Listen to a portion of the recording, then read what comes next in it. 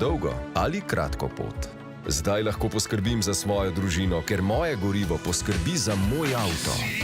Izboljšani dodatki v gorivih MOL učinkovito zmanjšujejo obloge in tako čistijo motor.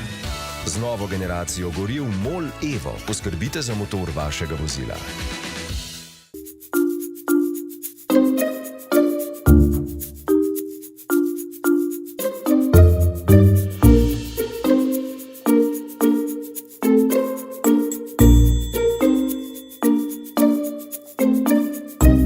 Method is what you see here, the exercise prescription for health.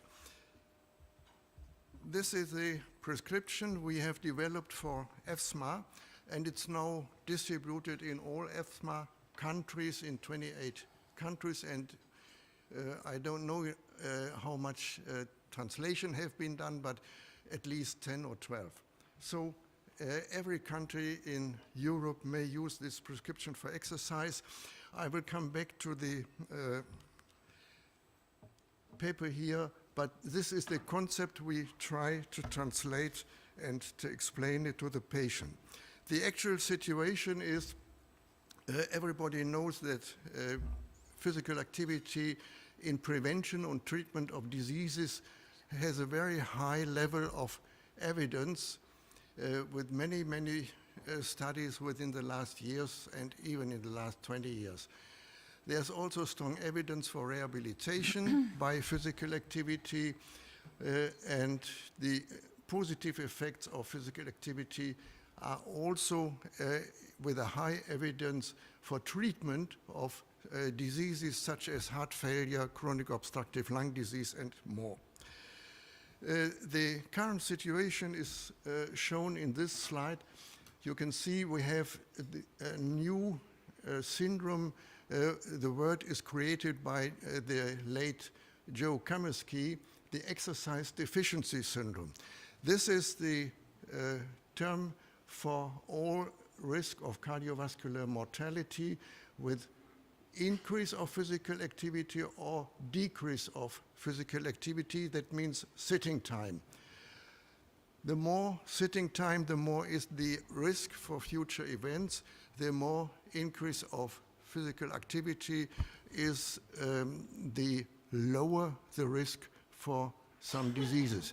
And there are some details, you can take it with you.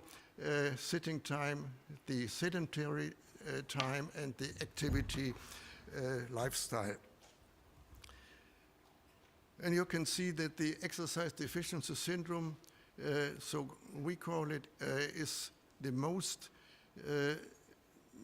important negative lifestyle as a risk factor worldwide. And the number here are total of 53 billions of premature deaths worldwide, and inactivity decreases by only 10% every year. So we have to try to increase these numbers and reduce the risk. What is important if we recommend physical activity to our patients and to our healthy subjects?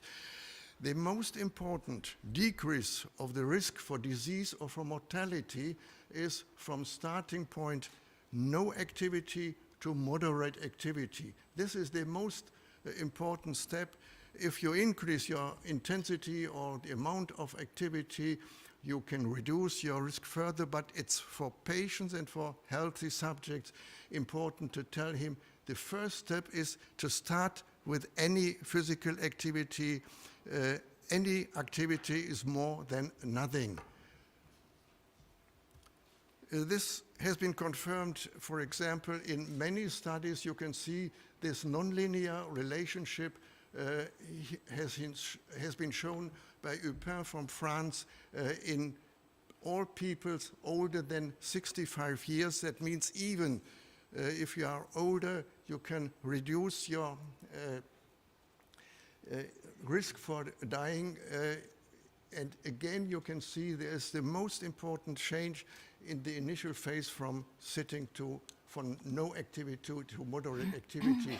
And even Sattelmeyer from the Lee group had the same results, and the more study in more than 100,000 subjects showed the same results. And this is a nice curve. The risk reduction goes in similar way congruent with a life extensive life expectancy and life prolongation. Well, the question often is how much is enough for regular physical activity. I told you it was moderate. There has a large studies by Paul Williams from California. Here is an example: hypertension, running versus walking. And he could show that even regular intensive walking has similar effects with risk reduction than moderate jogging. So again, we have the intensity which is moderate and effective in risk reduction. And this is another important figure. Not only the regular physical activity, but also the fitness is correlated to mortality according to physical fitness. That means the higher your fitness, cardiorespiratory fitness is, the lower your mortality will be in the future. These are numbers you can see. The more the physical activity, the fitness increases, the lower is the mortality rate in the next 5 or 10 years. This is a very high physical fitness, but it's worthwhile to examine the physical fitness on ergometry to have a prediction for the future. So the question is, what is the primary goal of our research? The researchers are in a different way, not in a unique way. Being unfit is a risk factor. Being fit is a very good risk reduction factor. And for the moment, it's not possible to conclude the one or the others. That means we need both measurement, fitness and the physical activity, which has been depends on the questionnaire of the patient. Genetics have, as you can see here, a low contribution, but it is of importance in patients also. This is a summary of the evidence-based indication for prescribing regular physical activity.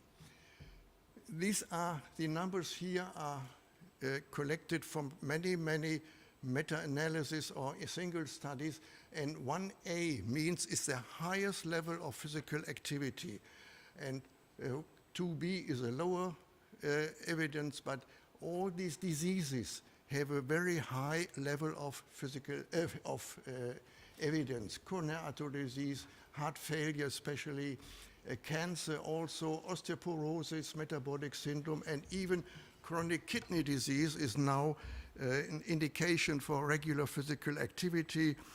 In here you see some more evidence numbers, and I only want to stress this line here: cognitive function and dementia.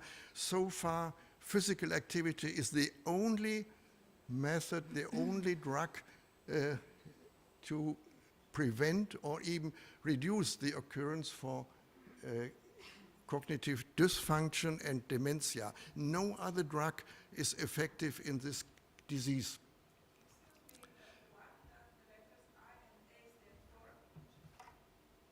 Sorry? The letter A. Letter A. In the evidence. Yes. No.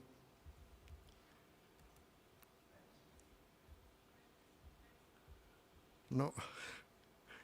I'm go back.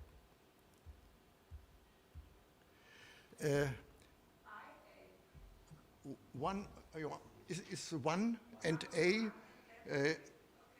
The number A indicates the quality of studies supporting this evidence. Yeah?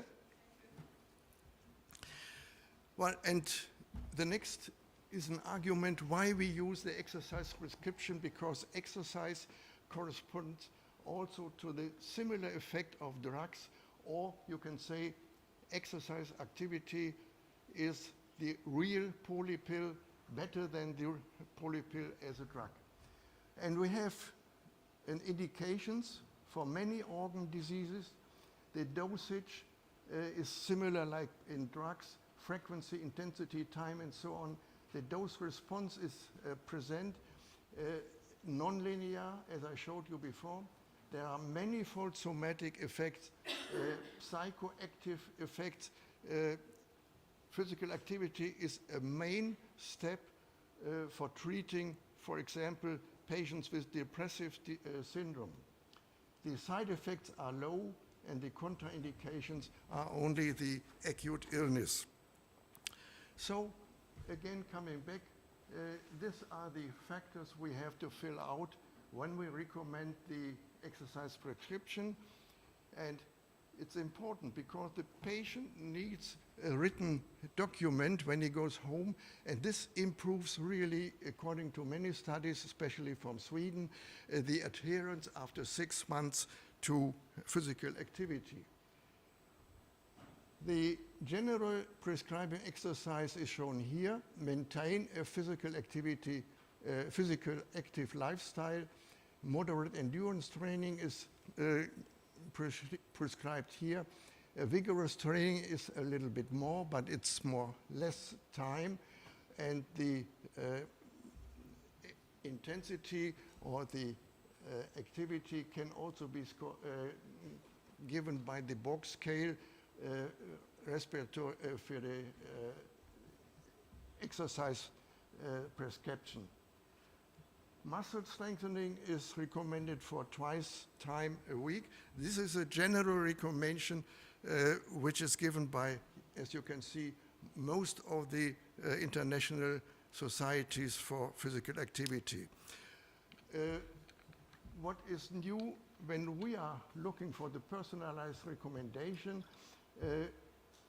it's the key measurements, the VO2 max, but in most cases in a practice and so you can't measure the VO2 max, and we have some formulas from Myers and others, so you can calculate the VO2 max from non-exercise data, and this is quite important for the prescription of exercise. You also can go into such a figure from Ostrand.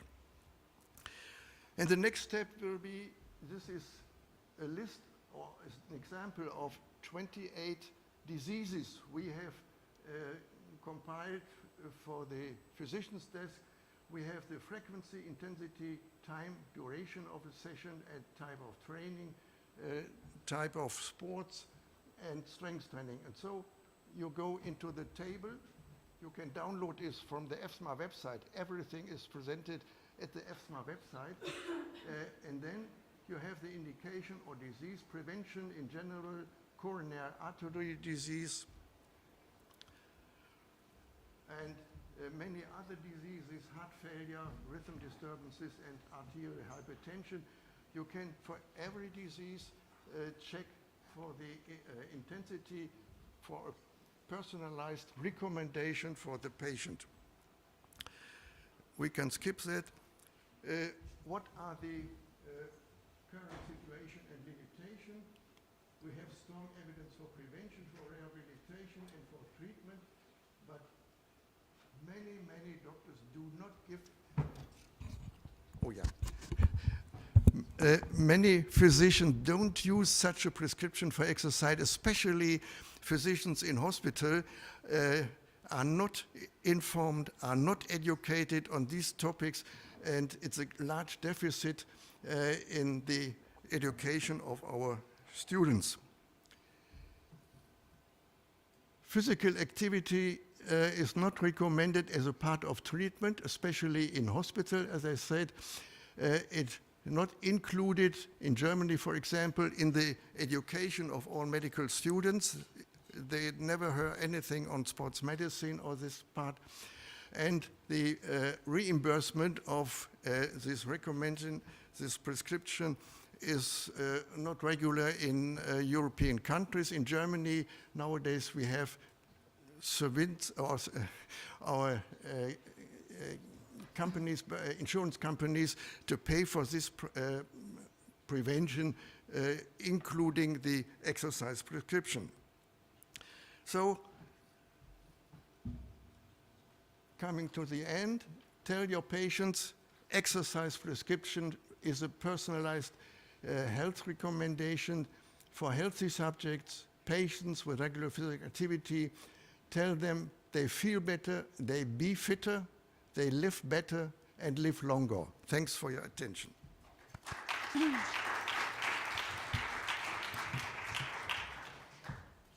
Thank you very much, Professor Lohan. And now I invite you, Professor Sergio Pecorelli from Italy, to learn us how parenteral physical activity influence the health and wellness of the next generation, future generation. Great. Okay. Thank you. Great. Yeah. Is this yours? Pecorelli, yes. Okay. Great. At the end, you can ask them if they have any questions. This is all. Okay. Great.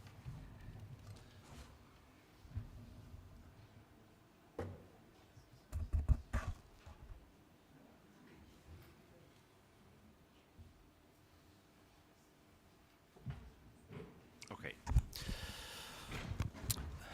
Thank you very much. And first of all, I want to apologize, but there was a mistake in the title, because the title is parental. That is, man and woman get together and they make a baby, okay? Now, we've heard a lot already about the importance of physical activity. And what I want to concentrate just a moment is this slide, which usually I always show, because this is now where chronic diseases are really founded, and that is the increased non-communicable disease risk that we can have with inflammation. And inflammation is the mother of all of this, and of course the altered immune functions. And we know very well that correct lifestyles and also trying to diminish all the stresses that we know, all of this, of course, is going to help a lot in trying to diminish or even, if possible, delete the inflammation. Having said this, now we can go to the beginning of life. We know extremely well since 2003 by the paper of paper of David Barker that showed that the developmental origins of health and diseases are within the first 1,000 days of life, and they account for about 70% of our future health and well-being. But what I wanted to now to focus this presentation is upon before the first 1,000 days of life, and that is in the preconception. Because that's also where we know today that physical activity plays an enormous role. Well, today we have a preconceptional medicine which aims to identify and modify the biomedical, behavioral, and social risks through preventive interventions. And I summarized these preventive interventions into the main three. Of course, there are many, many more. The first one is the physical activity, and then it's nutrition, and then it's stresses. And today we will concentrate upon the physical activity. Well, we know that environmental factors play a major role, and they exercise, and that exercise by itself modulates the epigenome of somatic cells. But now we are concentrating very much upon germ cells, that is the sperm, spermatozoa, and the oocytes.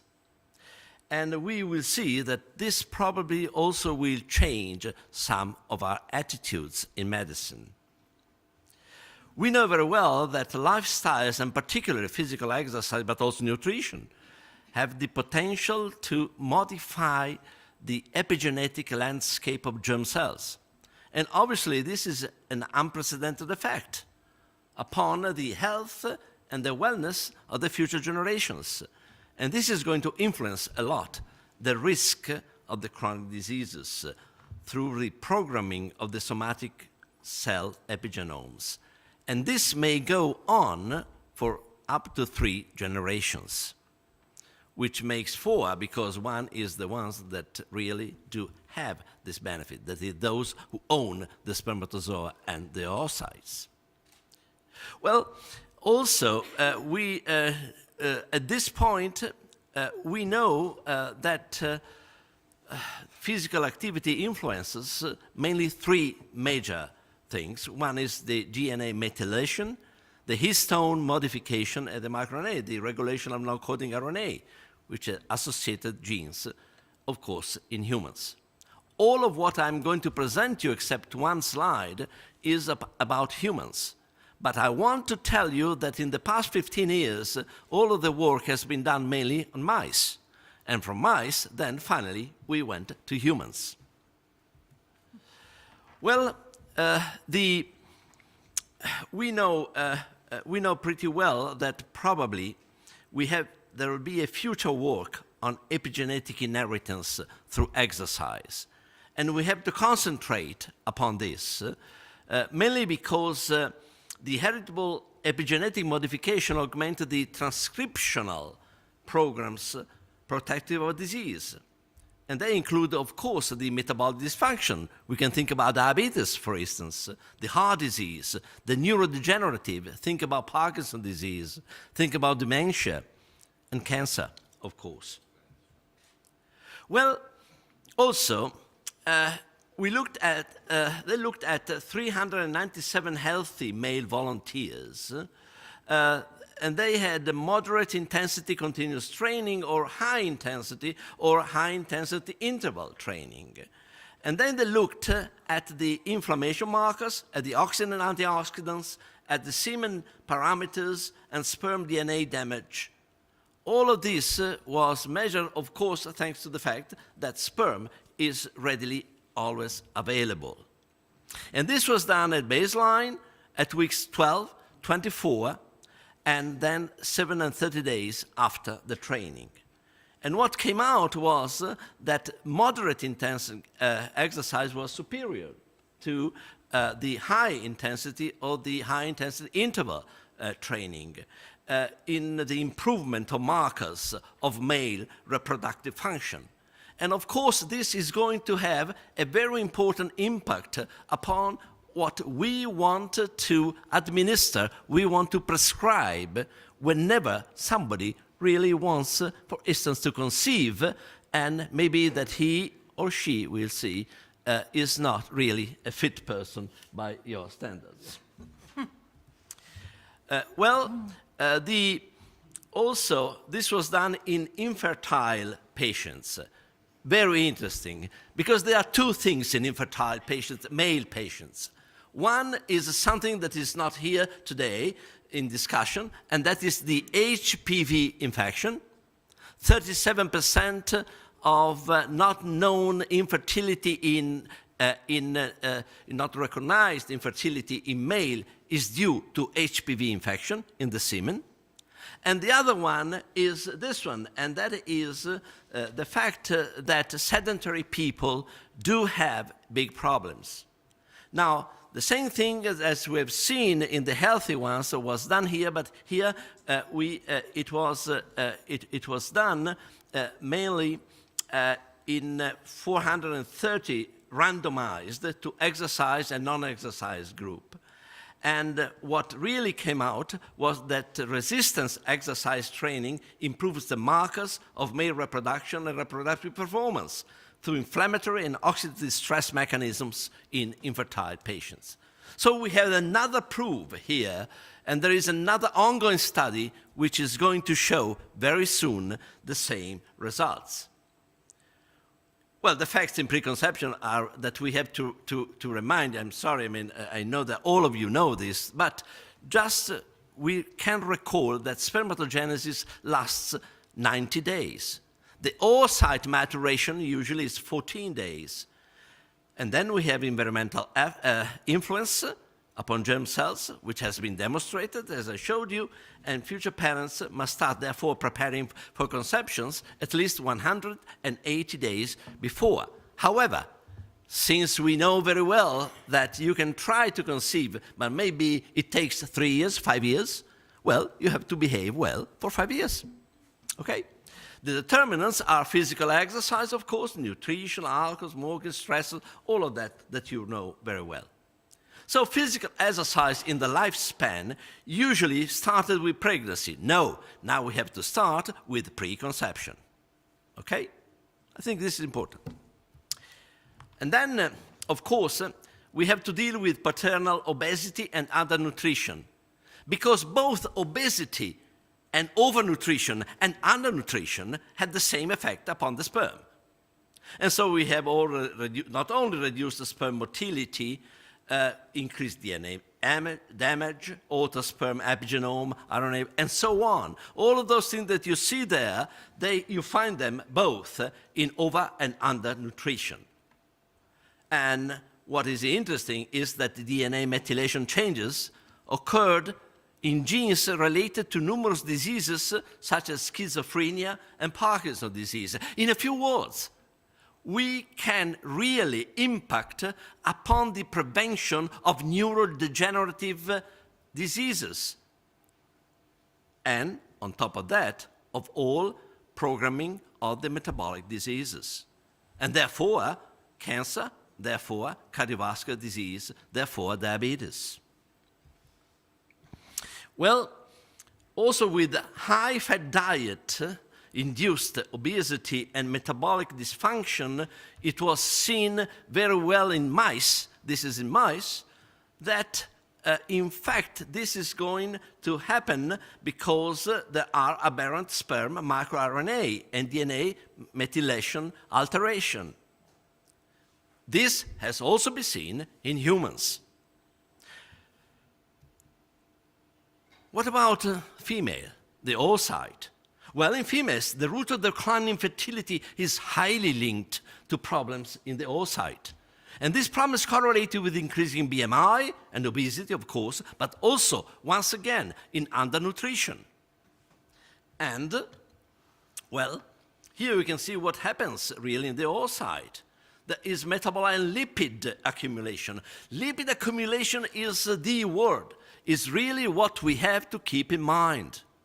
Because when we look at follicles, we look at eggs, at oocytes, we can find at the beginning, I just remind you, when you have the maturation of the oocyte, at the beginning you have the first meiosis, and the first meiosis, at that point, at the beginning of that meiosis, you can see this lipid accumulation, and that is very important because that is the only moment in which, in fact, physical exercise really does something. Undernutrition is the same slide, just want to show you. This was all on Lancet, published 2 years ago. And, well, if we look at physical exercise and oocytes in mice, as I told you, the German vesicle stage oocyte, that's what I was telling you, especially in mice that had been with a high-fat diet, which corresponded to our obese or overweight women and sedentary women, well, all of them had this problem, and exercise was able to improve but not reverse a damage imparted on all sides as a result of high-fat diet and obesity. What does that translate into humans? It translates in the fact that in the woman, unfortunately, Not like in the man that in only 180 days we can have a reverse. In the woman, it takes years. So that's why all of the governments of the world should also think not only about climate, but should also think about movement and about the fact that, in fact, the decline that we have in fertility is due also in good part to oocyte decline because of sedentary habits or because of over or under nutrition.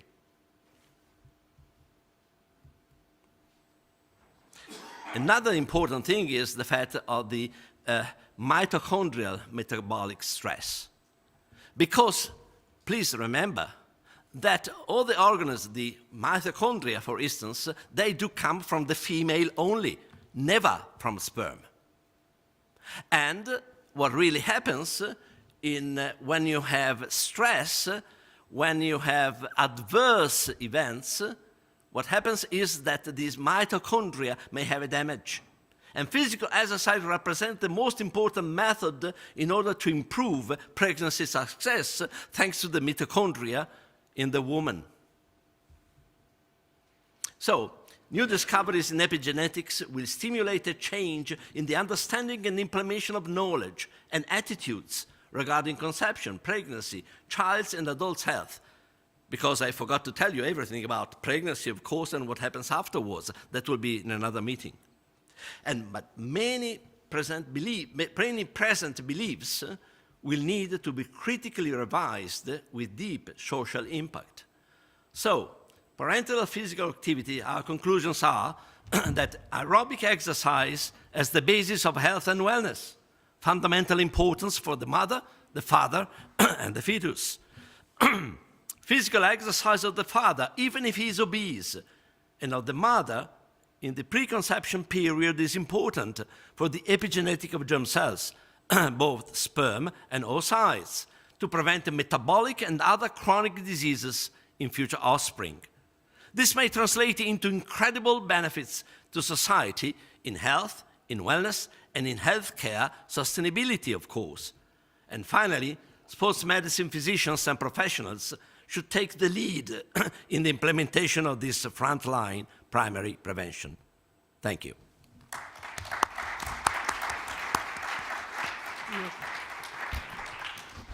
Thanks for this presentation.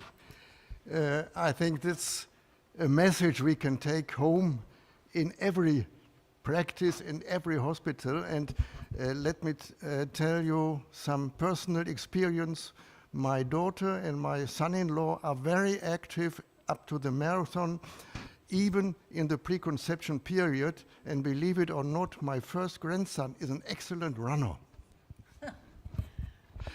Okay, we are coming to the next paper. Oh yeah, I see him. It's Simone Porcelli from Italy. And he will tell us about exercise prescription for health for subjects about 65 years, the Italian perspective and preliminary data from the Nestor project. We are very interested to hear this.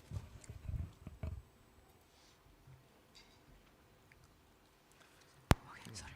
And then break. We are good in time. Yeah, perfect. This.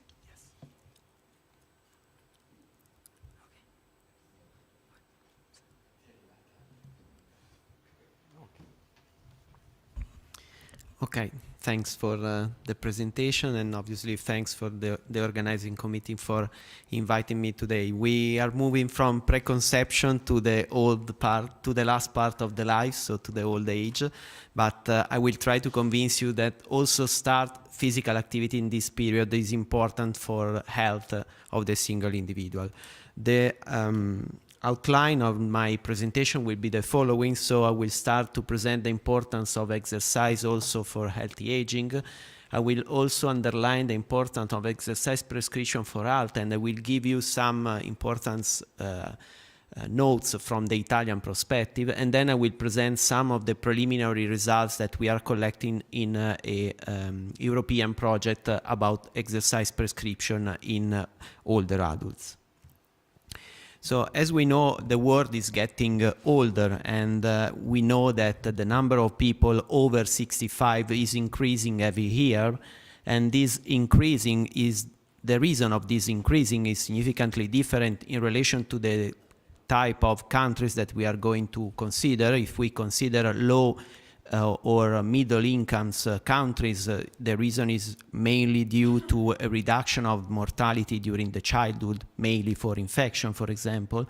Whereas if we look on high income countries, usually the reason of this is the reduction of health diseases during the life.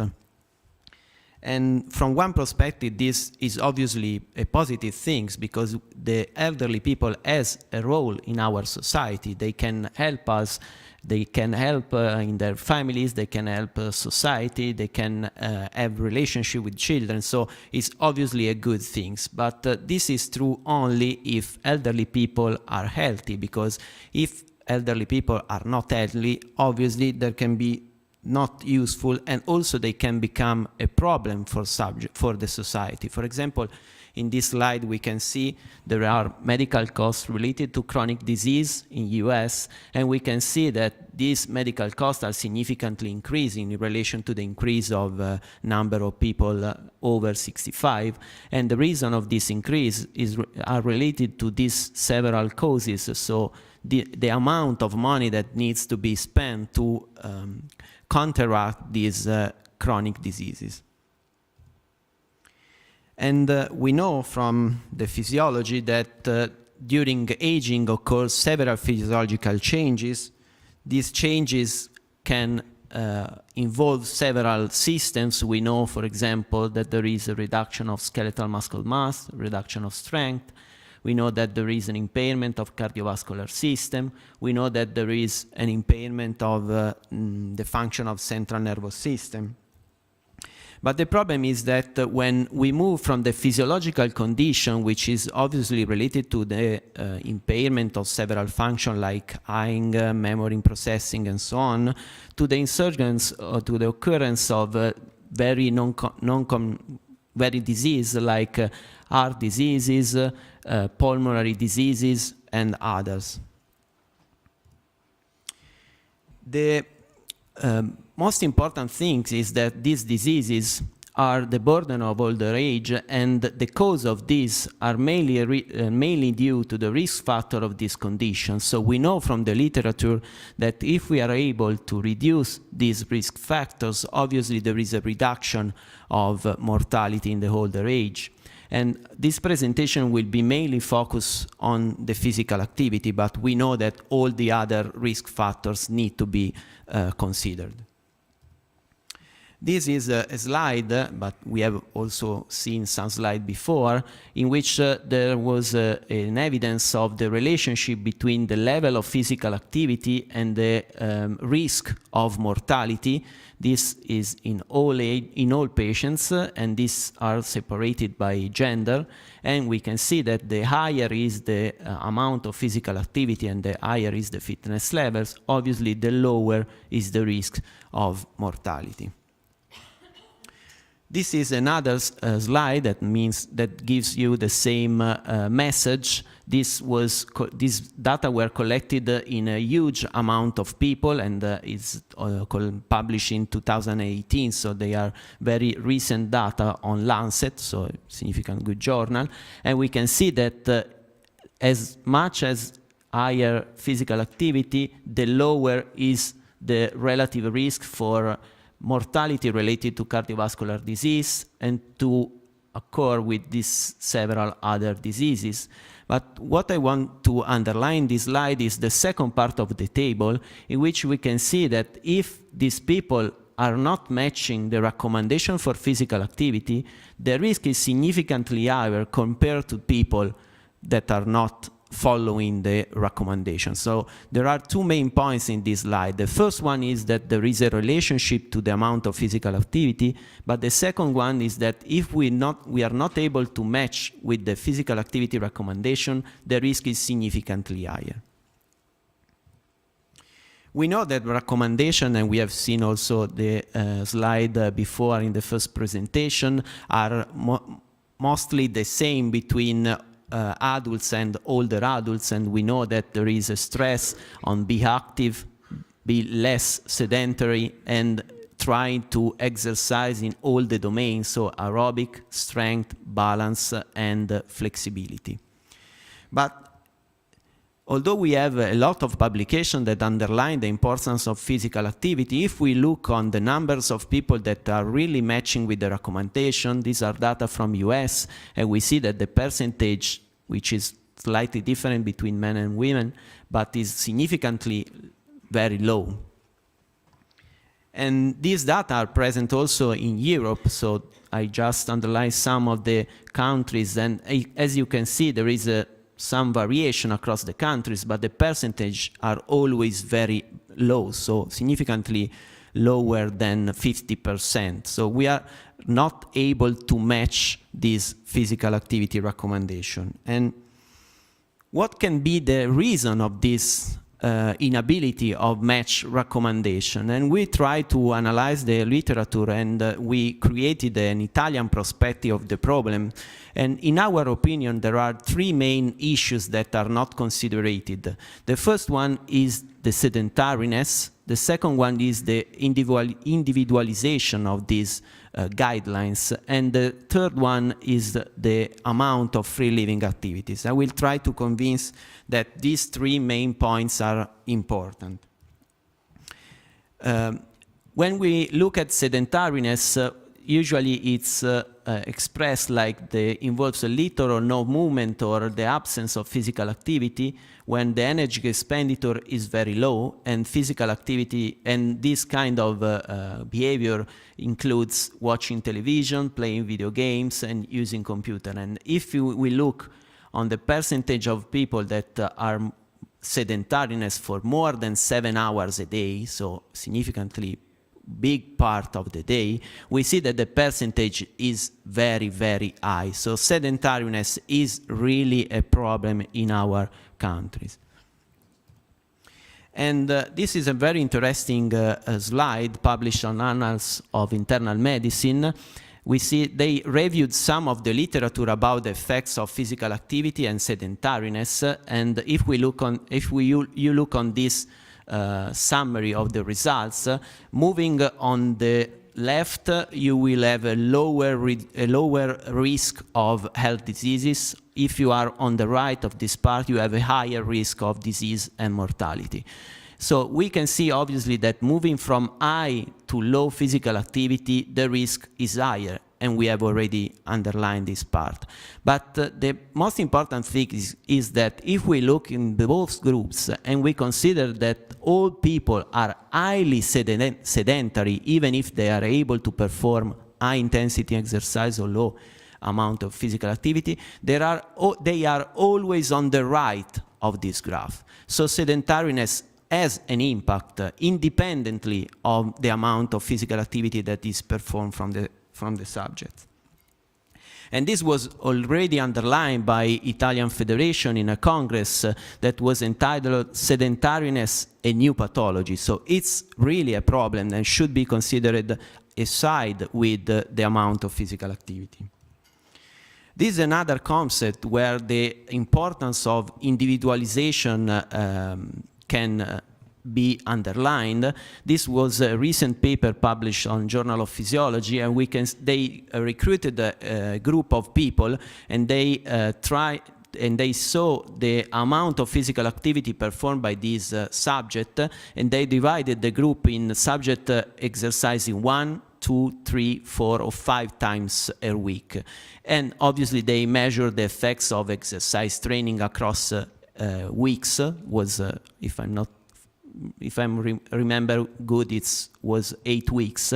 And we see that there is sometimes an improvement, but if we look on people that are exercising not so much, the response was significantly lower. And when these people was moved from one to the other, so was forced to increase the amount of physical exercise, they started to respond. So there is no a general amount of physical activity, but we need to individualize the prescription.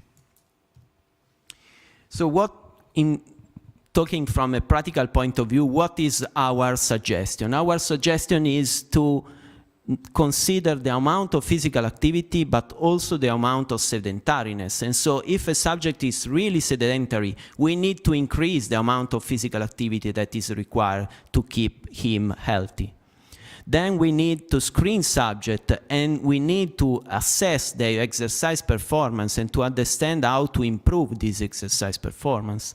And finally, we also need to take in consideration that people usually do exercise in everyday life. They can go on floors, they can walk for reaching work. So we need to consider also that amount of physical activity. We tried to follow this path of thinking, and we applied this in these European projects, which was funding from EU by Horizon 2020. These are the university and the industrial company that are involved in the project. These projects aim to support the healthy life of older people by independently promoting a customized pathway of well-being. So these were the subdomains considered by the project. So physical activity, nutritional, social, and cognitive. I have no time to underline the importance of the combination of all these domains, and I will focus only on the physical activity, but obviously you can understand that the importance is to combine all these subdomains. The system is based on data collection, and data collection is gathered by different devices. So we have wearable devices, part on environmental sensors, we have device on the bed, we have some sensors for weight balance and so on. All these systems get information and go and send this information to the data collector, and then there is a cloud where this information are elaborated in order to give indication to the subjects. There is so the subject can exercise at home and can perform some virtual coaching. So there is a virtual coach that gives feedback to the subject and can also perform some serious games at home in order to be as much as possible close to the usual habits of the subjects. From the physical point of view, we separated, as the guidelines do, the exercise in several subdomains, and for cardiorespiratory fitness, following the guidelines, we separated the exercise in 3 intensity domains, and we matched this in 3 intensity domains with the duration of the single session, and we give this duration a score, and we requested to the subject to reach 30 points per week, so to match the guidelines. What we collected information how the subject can reach the right score, can reach obviously with structured physical activity, so the system gives to the subject a prescription, or we can reach by free living activity, so walking, running, and so on. What happens for starting the system and how the system monitors the subject? There is a monitoring phase, the first 2 weeks. Then there is an assessment which is related to the individualization of this prescription. Then, according to the results of this assessment, and for example, in the cardiorespiratory system is the 6-minute walking test, which is obviously a test validated. Then we have a separation between subject that has a good fitness, so needs just to retain their fitness, or subject that needs to improve. And then the system every 4 weeks recheck this in order to understand if there is an effectiveness of the intervention or not. These are the references for the 6-minute walking test, which are obviously related to the age of the subjects, with some indication in order to perform. And the subject can perform alone this kind of test, guided by the wearable device. Then the subject can also decide which kind of prescription is the best for him. So can choose how often he would like to train, and at what intensity he would like to train. According to this selection, obviously, he gets a right prescription.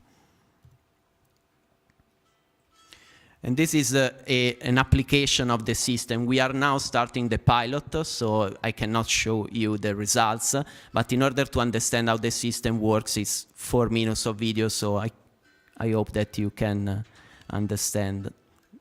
This is the wearable device, and this is typical user.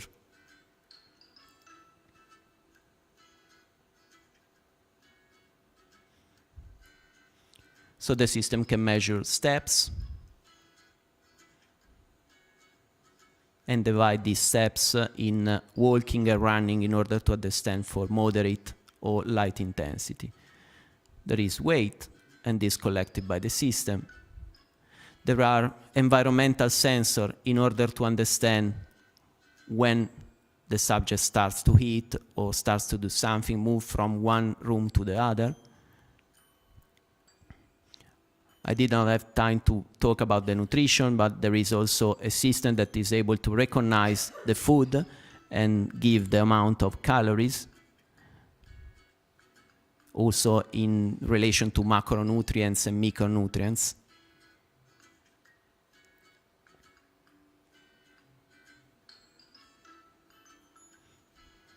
And there is also a tangible object that you can see here. This is a prototype, but it's very close to the Google Home that now probably all of you know, and gives feedback continuously to the subject at his home.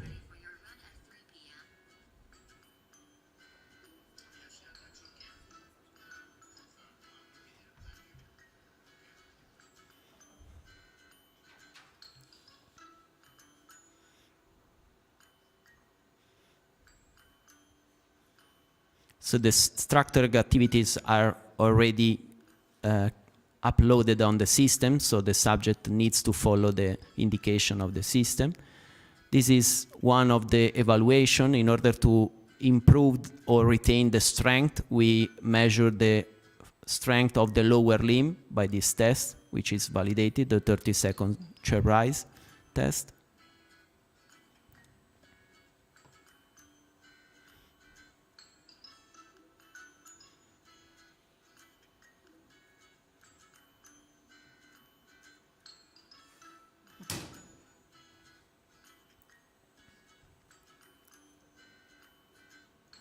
Then all the relatives to the subject are they have beacons, so they can we can measure the social interaction of the subject for the improvement also of these aspects.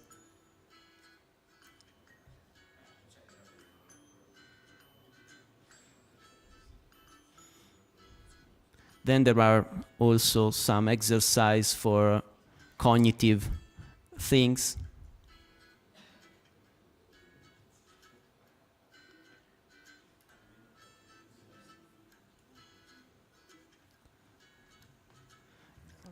Indication about the macronutrients and the needs in relation to what he eats before in the day.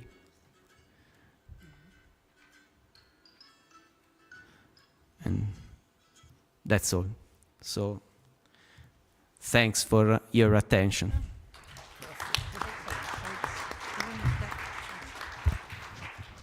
Well, congratulations for this excellent study. I think that's a way to do such studies with a multi-center approach. Thanks. Congratulations. We now have a 5 minutes break before we continue. So you can get some drink or coffee, but you must be back at 3:00.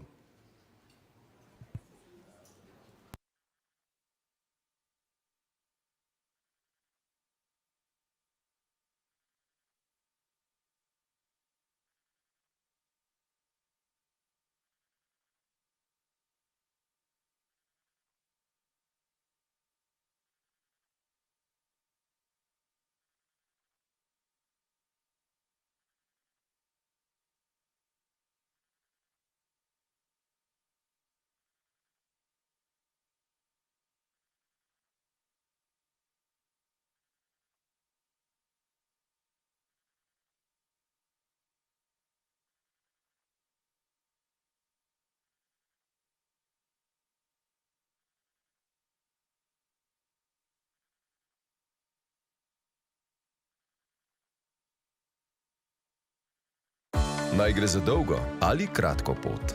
Zdaj lahko poskrbim za svojo družino, ker moje gorivo poskrbi za moj avto. Izboljšani dodatki v gorivih MOREL učinkovito zmanjšujejo obloge in tako čistijo motor. Z novo generacijo goriv MOREL Evo poskrbite za motor vašega vozila. And I have the pleasure to invite Professor Xavier Bigard from France.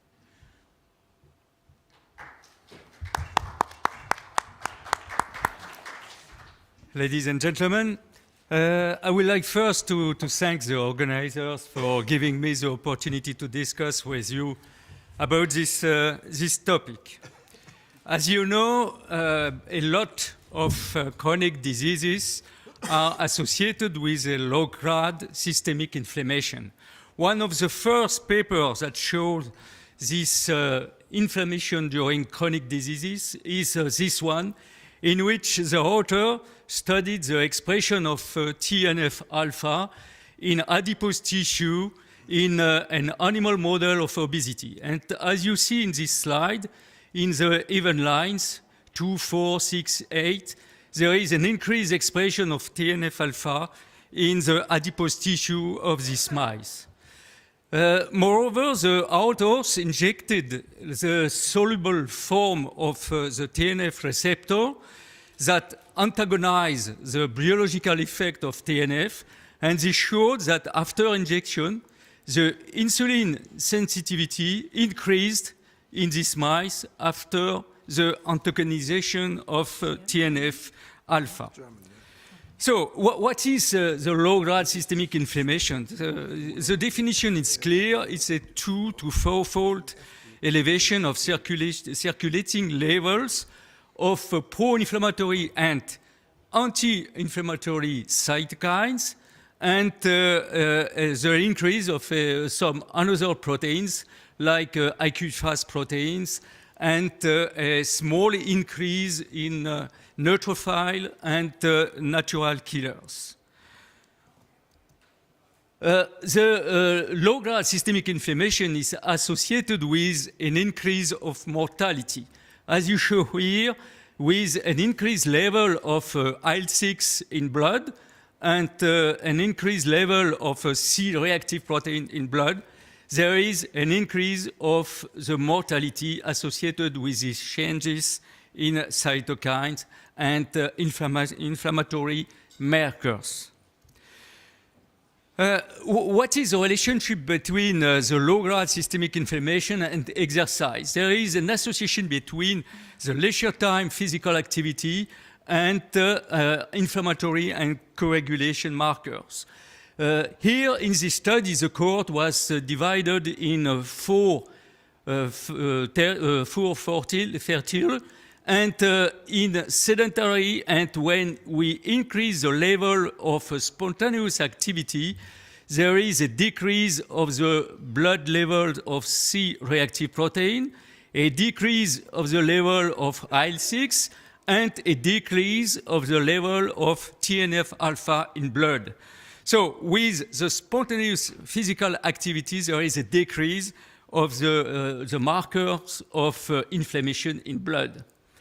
That is also verified if we involve some patients, here patients with breast cancer, in a physical activity program, and we show that with a combination of aerobic or resistant exercise, or with very light exercise like Tai Chi or yoga, there is a decrease of the level, the IL-6 level in blood. We have now three main hypotheses, three main mechanisms at the origin of the anti-inflammatory effects of physical exercise. The first mechanism is this one, is the release of anti-inflammatory cytokines in blood. And this mechanisms goes back to the concept of myokine. This concept has been clearly developed by the Bente Pedersen team some years ago, and they defined the myokines as these humoral factors, peptides, cytokines, and so on, that can have either auto, para, or endocrine effects. These proteins, these peptides, are produced by the muscle itself, and these molecules, these proteins, these peptides can have a lot of effects, including in remote organs. And this concept clearly led to the conclusion that muscle is a real secretory organ. But the secretome that is produced at the end of exercise, of muscle contraction, is very complex. We observed several hundreds of peptides and proteins, and we don't know exactly what is the biological activity of the majority of these proteins. But some peptides and proteins are clearly identified, and we improve our knowledge concerning their biological action. And this is the case, for example, for IL-6. And IL-6 is one of the major cytokines that are produced by skeletal muscle during exercise. We have described the response of cytokines in blood after extreme forms of exercise, like this one. And after this kind of exercise, we observed a pro-inflammatory response of cytokines, followed by an anti-inflammatory response with an initial increase of TNF-alpha, IL-1, and a secondary increase in anti-inflammatory cytokines like the soluble receptor of TNF, IL-6RA, the antagonist of the IL-1 receptor, and IL-10. But after a well-tolerated exercise, a moderate exercise and prolonged exercise, we observed only an anti-inflammatory response of these cytokines. And this now is clearly established. And after this type of exercise, we observed only an initial response of IL-6, followed by an increase of TNF-R, the soluble form of the TNF receptor, an increase of the antagonist receptor of IL-1, and an increase of IL-10. IL-6 is produced by skeletal muscle according to the intensity of exercise, according to the exercise duration. And with prolonged exercise, we observed a marked increase of IL-6 in blood. IL-6 is also produced according to the level of glycogen stores in skeletal muscle. If an exercise is performed with a control leg with normal glycogen stores, we observe such increase in IL-6 at the end of exercise, the transcription of the IL-6 gene, and 3 hours after recovery, this one. But if such exercise is performed with a leg in which the glycogen stores have been previously depleted, we increase markedly the level of transcription of the IL-6 gene. So the glycogen stores are also at the origin of the expression of IL-6 in skeletal muscle. But one interesting question is, are myofibers themselves the main source of IL-6 during exercise?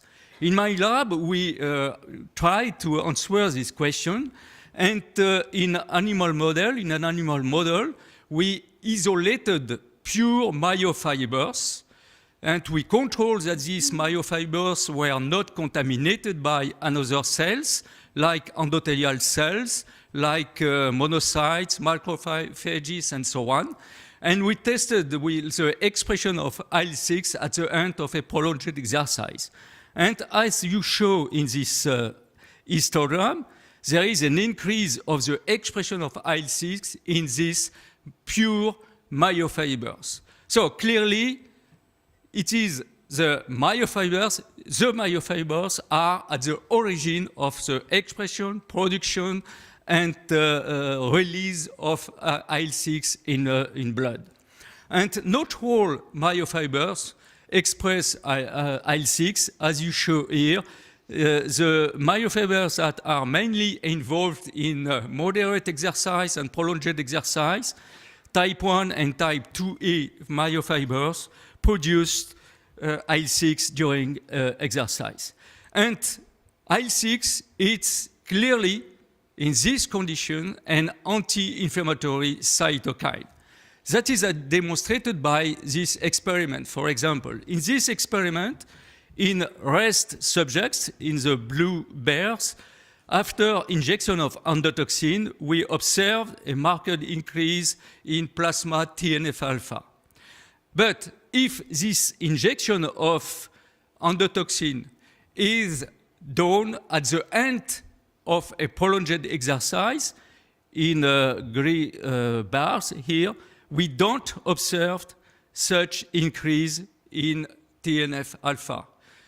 And if we inject IL-6 in these voluntary subjects, we don't observe this increase of TNF-alpha. So when we look now at the IL-6 responses in blood, after injection of IL-6, of course, we observe an increase in blood, but after exercise, we observed also an increase in IL-6, and this increase in IL-6 is not observed after rest, during rest, after injection of endotoxin. So that is one of the most evident demonstration of the effects of IL-6 on the decrease of the inflammation. And what are the mechanisms? IL-6 is at the origin of the expression and the production of IL-10. As you show here in this slide, after infusion of IL-6 in voluntary subjects, there is an increase in IL-10, and there is also an increase in the antagonism of the IL-1 receptor, two markers of the anti-inflammatory response. But how to reconcile the pro-inflammatory and the anti-inflammatory of IL-6? That is the problem. The problem is solved by the mechanisms of the signaling. The pro-inflammatory effects of IL-6 are mediated by the binding of the cytokine to the soluble form of the IL-6 receptor, and thereafter the binding to the GP130. But the anti-inflammatory effects are mediated mainly by the binding of IL-6 to the membrane-bound IL-6 receptor and the interaction with GP130. The second mechanism that is at the origin of the anti-inflammatory effects of exercise is the shift in the immune cell profile in the adipose tissue. In normal adipose tissue, there is an infiltration of the M2 macrophage, and when during obesity of overweight, there is also an increase of the infiltration of M1 macrophage. Macrophages M2 are anti-inflammatory, macrophages M1 are pro-inflammatory. And in this experiment, in an animal model of obesity with an high-fat diet, these animals were submitted to exercise in comparison with a normal diet. We had no change in the epididymal fat mass, no effect on the obesity, but as I show here in this slide, there is a decreased expression of TNF-alpha in the adipose tissue in high-fat diet mice submitted to exercise independently of the fat mass. And when we look at two markers of M1 and M2 macrophages, we show also that in these mice, there is a decrease of the marker of the pro-inflammatory macrophages and an increase of the marker of the anti-inflammatory macrophages. The third and the last mechanism that is at the origin of these anti-inflammatory effects of exercise is the reduced expression of toll-like receptors. Toll-like receptors, as you know, are sensitive to antigens, sensitive to heat shock proteins, and are at the origin of the pro-inflammatory cytokine production in some cells. And as you show in this slide, the acute response to a physical exercise are characterized by a decreased expression of these 4 isoforms of toll-like receptors in skeletal muscle. In another experiment, we show only a decrease of the expression of TLR4, and after physical training, we observed clearly a decrease of the expression of TLR4 in skeletal muscle and in a lot of tissue in the body. This slide only to summarize the mechanisms at the origin of the anti-inflammatory effects with the production of IL-6 by skeletal muscle, the decreased expression of TLR4 in some tissues, and the shift in the macrophages phenotype in adipose tissue. So, in conclusion, I think the time is finished, so you can read the conclusion, and I wish to thank you for your attention.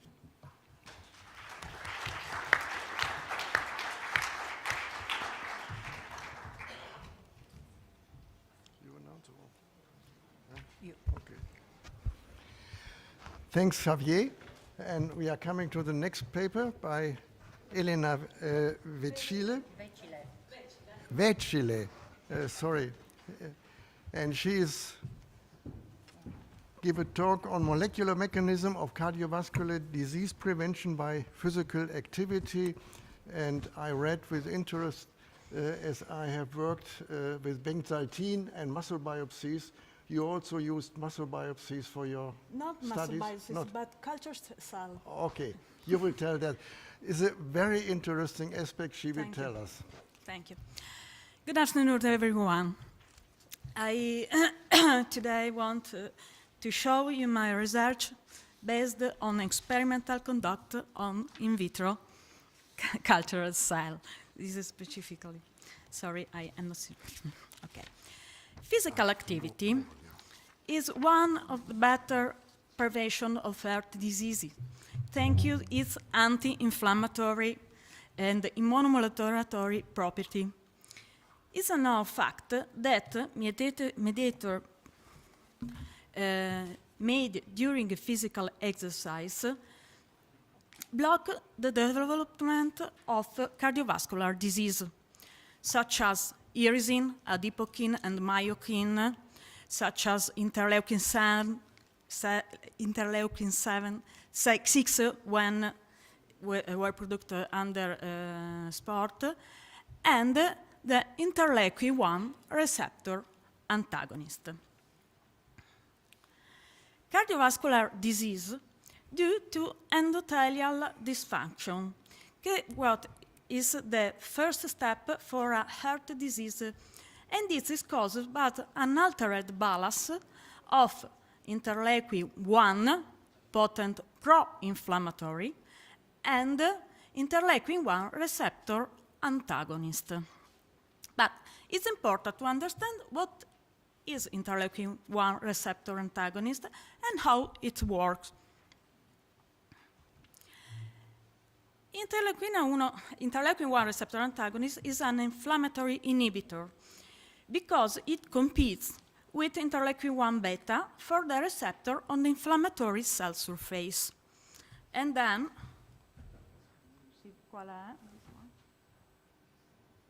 no signal in pro-inflammatory response. When interleukin 1, we have inflammatory response. But exists another isoform of interleukin 1 receptor antagonist called intracellular interleukin 1 receptor antagonist.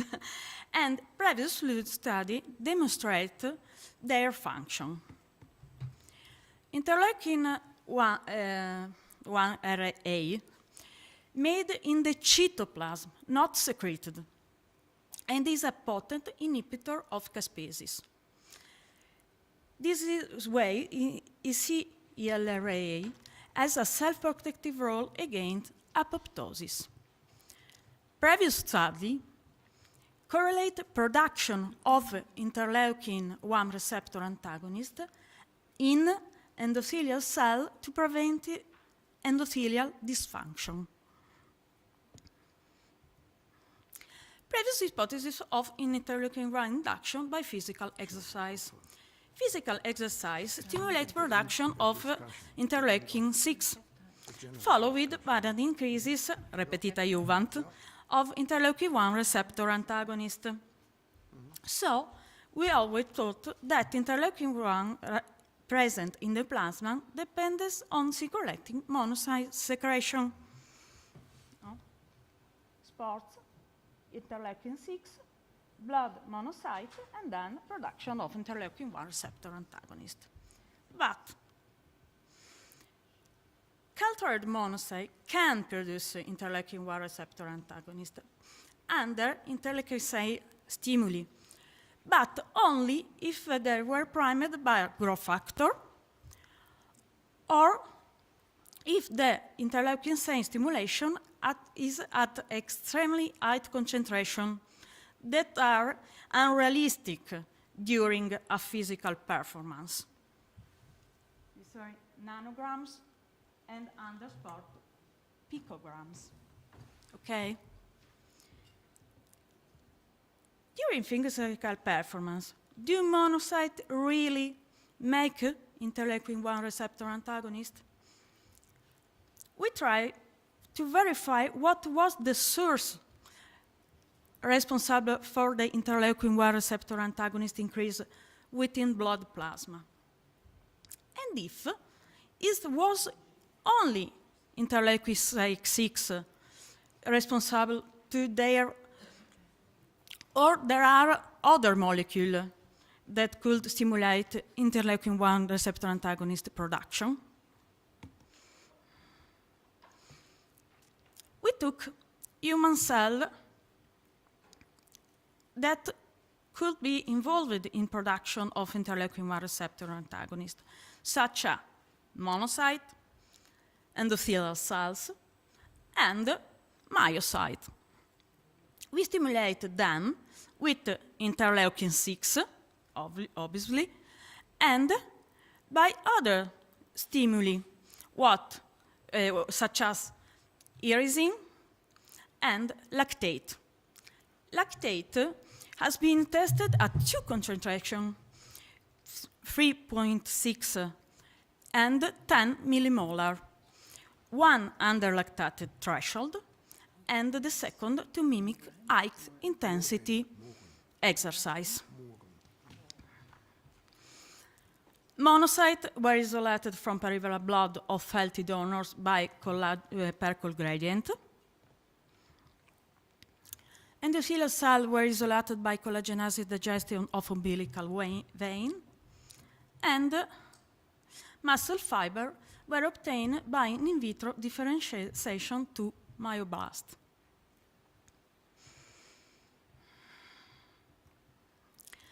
The cells were stimulated over a different period of time. The samples were analyzed with a real-time PCR machine that can evaluate the increase in protein production. The results. Neither irisin nor lactate cause interleukin-1 receptor antagonist synthesis in circulating monocyte.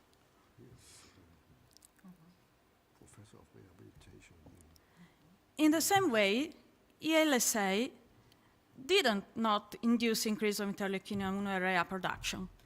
Only LPS, bacterial endotoxin, can cause the synthesis of interleukin-1 receptor antagonist in monocyte. But LPS is in the sepsis, not under physical activity. Instead, in the muscle cell, all stimuli induce production of both isoform interleukin-1 area, secreted and intercellular. Okay? Secrete form, intercellular form, irisin, lactate, particularly when the concentration is low, 3.5, under threshold of lactate, and EL6.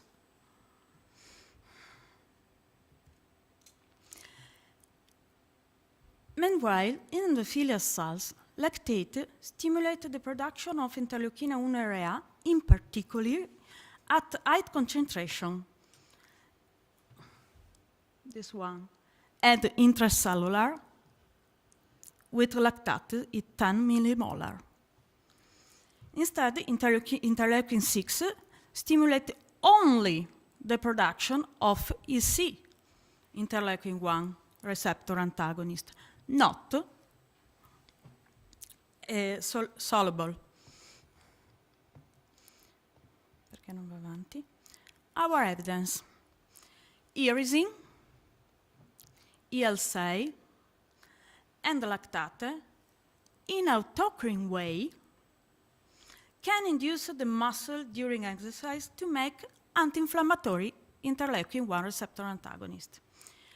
Lactate, lactic acid, in paracrine or endocrine way, stimulate endothelial cells to production of interleukin-1 receptor antagonist. Conclusion. Blood increase of interleukin-1, I think, not depend to stimulate monocyte, but our result represent the first evidence of lactic acid stimulate endothelial cell production of anti-inflammatory secreted interleukin-1 receptor antagonist.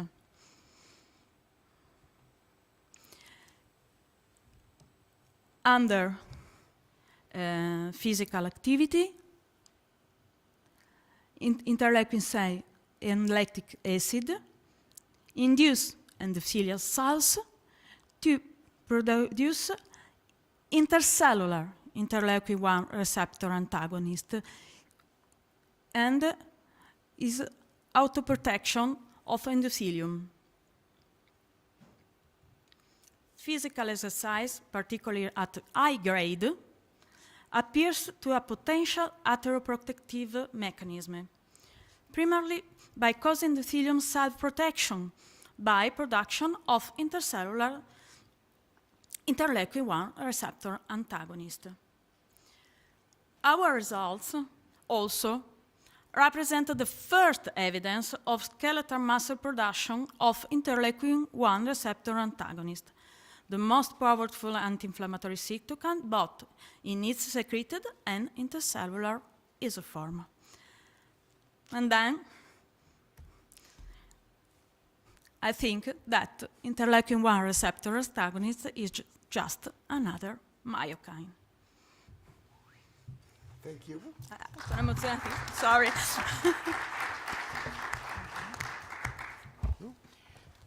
Thank you very much for your interesting presentation. And now we are at the last presentation of our session.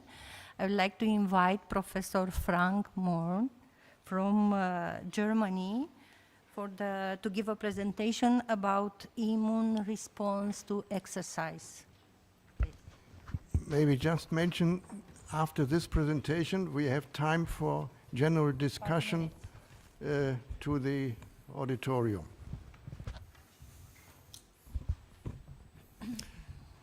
Good afternoon, ladies and gentlemen. First of all, I would like to thank the organizers for inviting me to give this talk here about the immune response to exercise. So usually when one is thinking about exercise, most people are thinking about, how is it going? From the laptop, maybe. is this pointer? Ja, es geht nicht weiter, muss man mithaben. Ah, so. Okay, thank you. Okay, so when we are thinking about exercise, most people are thinking about adaptation of the human body, of the heart, of the muscle, or of the vessels. So not so much people are thinking about the immune system. And I would like to tell you now a little bit more about these things and the immune system as a suitable indicator of exercise load and training status. And I would like to do this in 4 short steps, more or less short steps. Structure of the immune system and acute exercise, immune system and chronic exercise. We heard a lot of things about this so far, and immune system and regeneration. So the task to give a talk about immune system and exercise is a little bit difficult one. Why? Okay, because the immune system is a very heterogeneous system, as I showed here on this slide. So we have a number of different organs and we have a number of different cells which are working together to give this immune response, which is again very differentiated. What we are thinking about is a viral defense system or a bacterial defense system and so on. So, and the next part is the immune system is communicating with all the cells of the immune system, but also with the other systems.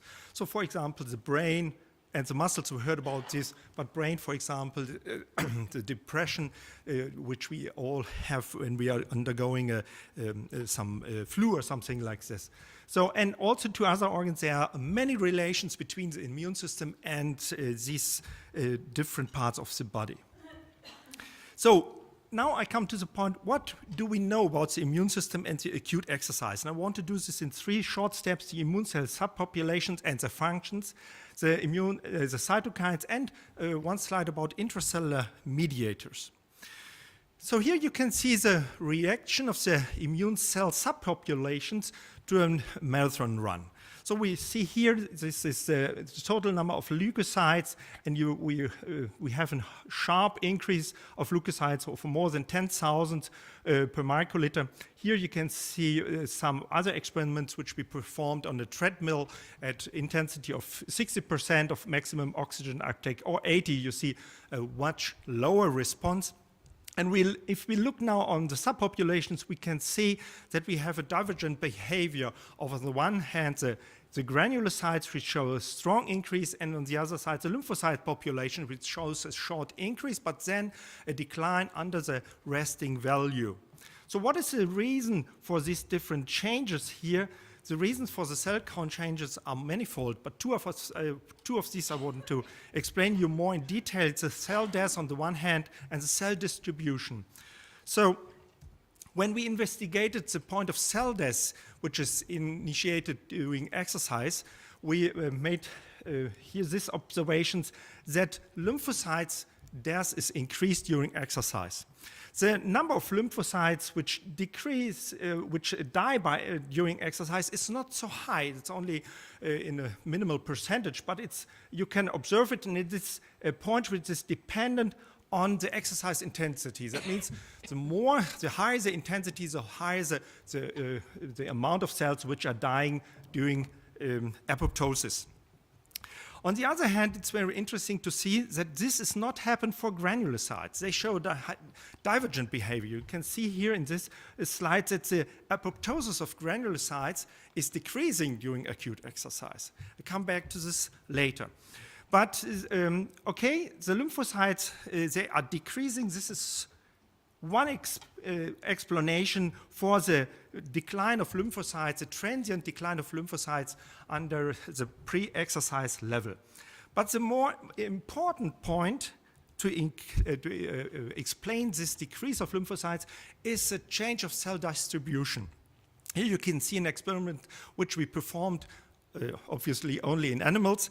We injected animals marked cells with a fluorescent dye, and we looked on the distribution of these cells before and after exercise. And here, for example, you can see the spleen. You can here see all these green dots are all single lymphocytes before exercise at rest, and here you can see the same after exercise. And if we summarize all the different organs which we studied, we can interestingly see that we have here on the one hand, on the right side, we we have some organs like the spleen, where the lymphocytes are released from, but we have others like the lung and here the bone marrow as well as pairs plates where the lymphocytes are distributed into. So they invaded these these organs, and this has some reason in which we think, because, for example, such as lung or pairs patches, these are surfaces, internal surfaces for the body where it is needful that lymphocytes are present after such a stressful condition like exercise. Okay, this is the first part, some slides about the behavior of the cells. But what is about the cell function? So this nice figure from David Neiman from the US shows you some interest, or summarizes the results of a number of groups and shows that there is a difference again of the intensity of exercise. So when you show, here you see on this slide some functions, T cell functions, natural killer cell activity or granulocyte, oxidative burst. These are single functions of single cell types. And you can see these are all decreased after a marathon run. So a very exhaustive exercise. So, but if you are doing a perform walking bout, which is much less intensive, you can see increases of these functions. So in this lead to the conclusion that exercise intensity is very important for modulation of immune function, in the way that high intensity of exercise decreases transiently immune function, whereas moderate intensity is able to enhance exercise immune function.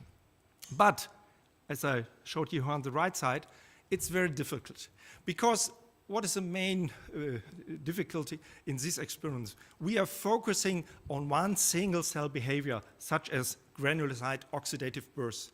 It's just one step of the immune system, but the immune process in defending invading organisms is a very complex process. So it's very hard to judge what is really happening. So if you go then into an animal experiment where you can apply organisms such as viruses or bacteria, you see the results are not so homogeneous.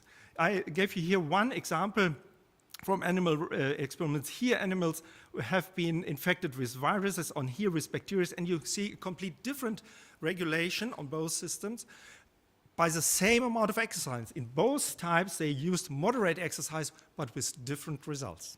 So I think here still a lot of work is to do. But the current hypothesis is that the response of the immune system to an exercise load means we have initially during moderate exercise an enhancement of our immune functions, but this goes then into an open window phenomena. That means a transient immunodepression during and after heavy exercise. And this transient immune depression, there are some parameters which are important for this. This is with respect to exercise modalities, for example, duration, intensity, and regeneration time. So the longer a run is, or the higher the intensity, the more expressed is this decrease of this transient immunodepression. On the other hand, there are also other factors such as nutritional status, training status, emotional stress, and sleep deprivation, for example, which are also able to influence this transient immune depression.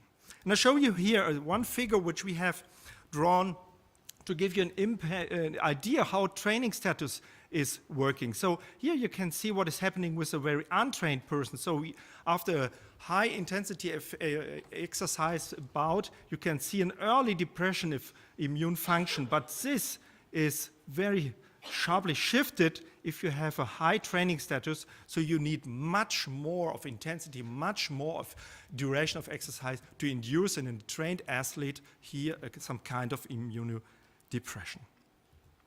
Another point which I want to mention is nutrition itself. We asked the question when we were thinking about the mechanisms, how are the effects of exercise now translated into immune function, and we asked the question, what is the role of nutritional status? And we performed one experiment, which I show you just one short result.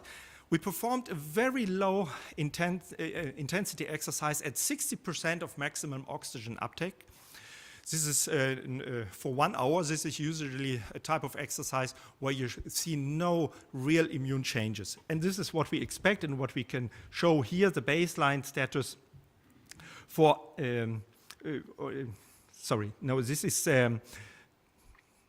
we have nearly no changes, as you can see here, for this group. This is a group which were non-fasting. And we compared them with the same people which were fasted for 3 days only. Fasting of 3 days and performing the same exercise, low-intensity exercise, were enough to induce changes of annexin-positive cells. And this you can see here. These are the columns for the 3 time points of the group which has fasted for 3 days. So these had now 2 different stimuli, not only the exercise stimuli, but also the fasting stimuli.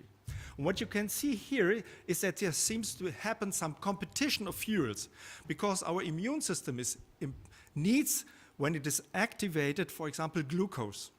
And exercise itself is something which activates our immune cells. And this transient activation does not happen so good when we perform exercise during fasting. And this is exactly what then the result is. The immune depression still happens now, also under these conditions of very low and moderate exercise. Okay, there are other links now which I want to show.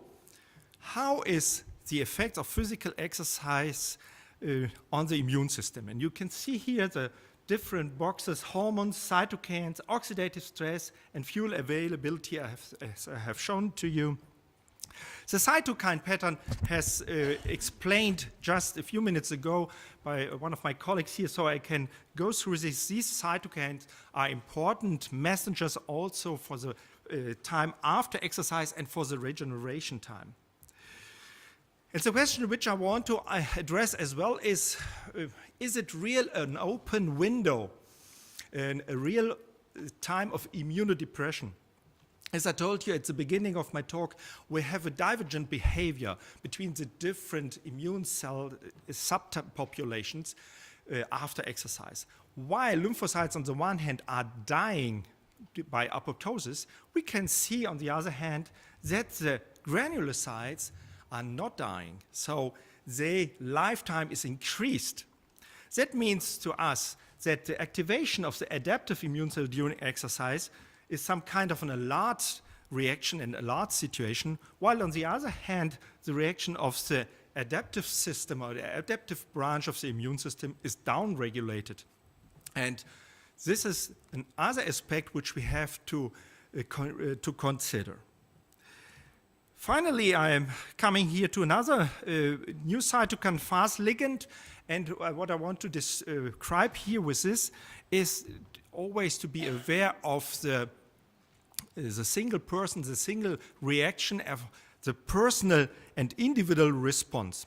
This figure shows you the response of fast ligand, an important apoptosis inductor after a marathon run. And what you can see is that you have just a strong increase here after the marathon run, but nothing else is happening then in the later parts. But if we look at different participants of this run, you can see different patterns of this response of fast ligand.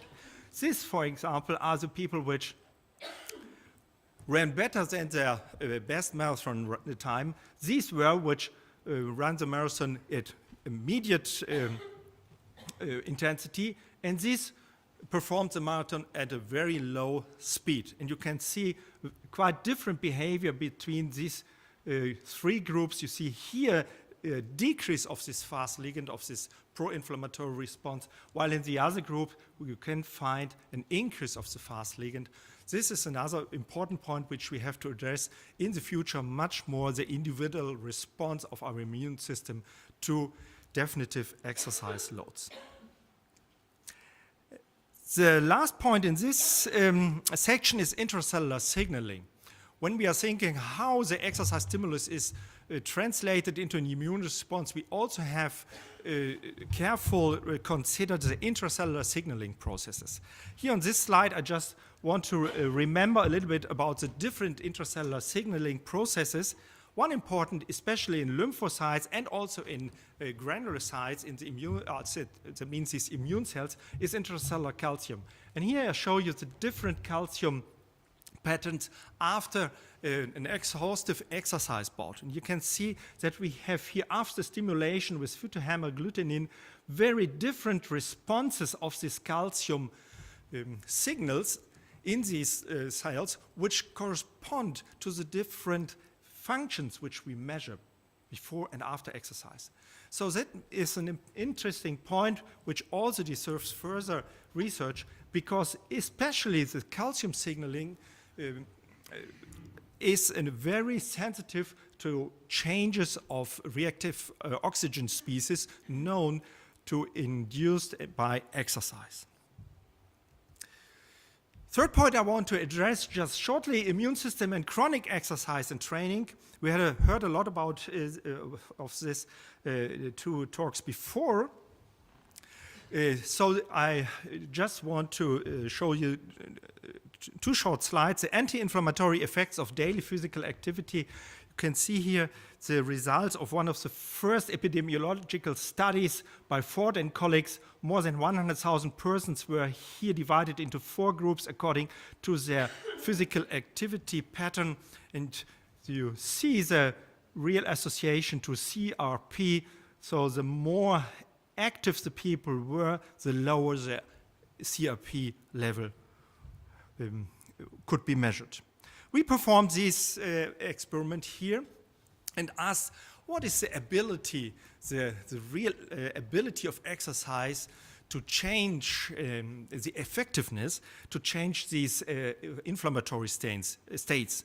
And what we performed this study, we used mice and we exposed mice here for 8 months to smoke, like cigarette smoke, for 8 months. And during this model of COPD, so chronic obstructive pulmonary disease, you induce very strong inflammatory conditions in nearly all tissues of the mice. And we have 3 groups. This is the control group, we have the smoke exposure group, and we have another group, the smoke exposure together with exercise. So these mice were also exposed for 8 months to smoke, but during the last 2 months, we put them on a treadmill and performed exercise for 5 days a week, for a total of 2 months. And here you can see the results. You can see definitively how downregulated TNF-alpha is here, for example, in muscle tissue. You see here the surface pattern of different anti-inflammatory molecules such as ICAM1, VCAM1, CD62, important surface molecules for the immune cells to invade inflammatory tissues. And all of them are enhanced and increased during smoke exposure, but downregulated during only 2 months of exercise. And this is a heat map which investigated a number of different inflammatory molecules in the same response. So only 2 months of exercise were able here to change the inflammatory pattern. Final point of my talk, immune system and regeneration. So just a few words to this point, because this now goes in the part of regeneration of body, the regeneration of body after exercise. We know for a long time that stem cells and progenitor cells, here endothelial and hematopoietic progenitor stem cells, are released by exercise stimulus. We could show this in our own study where we use different types of exercise. So continuous exercise, so resistance exercise, but also eccentric exercise, downhill running on a treadmill. And all of these different types of exercise are able to induce regenerative cells like progenitor cells. But there is a difference in their kinetics. You see, for example, here, that the eccentric exercise shows that the connulini-forming units are still enhanced 48 hours after exercise. An eccentric exercise is exactly this type of exercise, as all of you know, which produces a high amount of cell, especially muscle damage. And this is now turned into the regenerative process. Mediators for this increase of stem cells and their potential for regeneration are granulocyte colony stimuli forming factor and muscle damage as indicated by CK. So that means the more the damage happened, the more type of stem cells and progenitor cells were released. We performed another experiment in this area because we asked, what I showed you from the beginning of my talk, what is the reason of the dying cells during exercise? And long time we were thinking that these dying cells, so this is a dead end road during exercise. So the cells are dying, and that it was. And then we thought, now what would be happening if we take these dying cells and inject them into a not exercising animal? And the results you can see here. This is what we performed. We injected apoptotic cells and apoptotic bodies into non-exercising animals. And you can see here the release of hematopoietic and endothelial stem and progenitor cells. And you can see here a dose-dependent relationships. That means the more apoptotic cells we injected, so the more stem and progenitor cells could be released. And this is a very interesting point. That means that we have here a closed cycle. So when we damage our tissues during exercise, either muscle, either lymphocytes, these are well-known signal, obviously, for the body to induce regeneration. And important in this is the point of microvesicles. That is the reason why I put this figure here, because not only the dying cells are in formation, but also the cell debris, so apoptotic bodies, which are a kind of microparticles. These small membrane-closed vesicles gain now further interest because by this small particles information is given throughout the body, especially for the regeneration process. And this is an exciting and new area which I want to just quickly introduce to you. So I'm now at the end of my talk, and I hope that I could show you some evidence that the immune system is a suitable indicator of exercise load and training status. It is interesting and important because the immune system is a system and it's integrative. So the different players of the immune system, they integrate the different stimulus which are released during exercise. It's sensitive, and also the immune system is trainable. So we can clearly show that with training the immune system can be trained. But still a lot of questions remain, a lot to do for all of us. Thank you very much for your attention.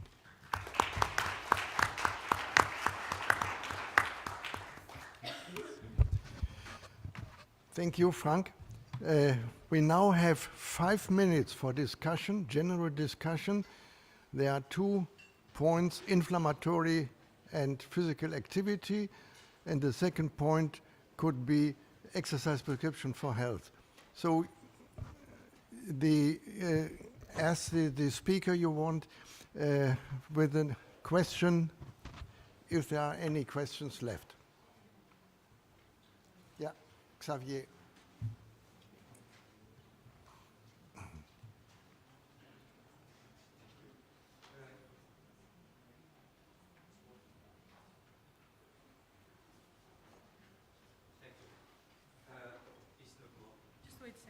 Oh, okay. So I just would like to do a comment concerning the respective roles of sedentary and inactivity on health. We read in some papers, in a lot of papers, that these two factors are independent factors for the chronic diseases. But some recent papers show that there is a clear interaction between physical activity and sedentary.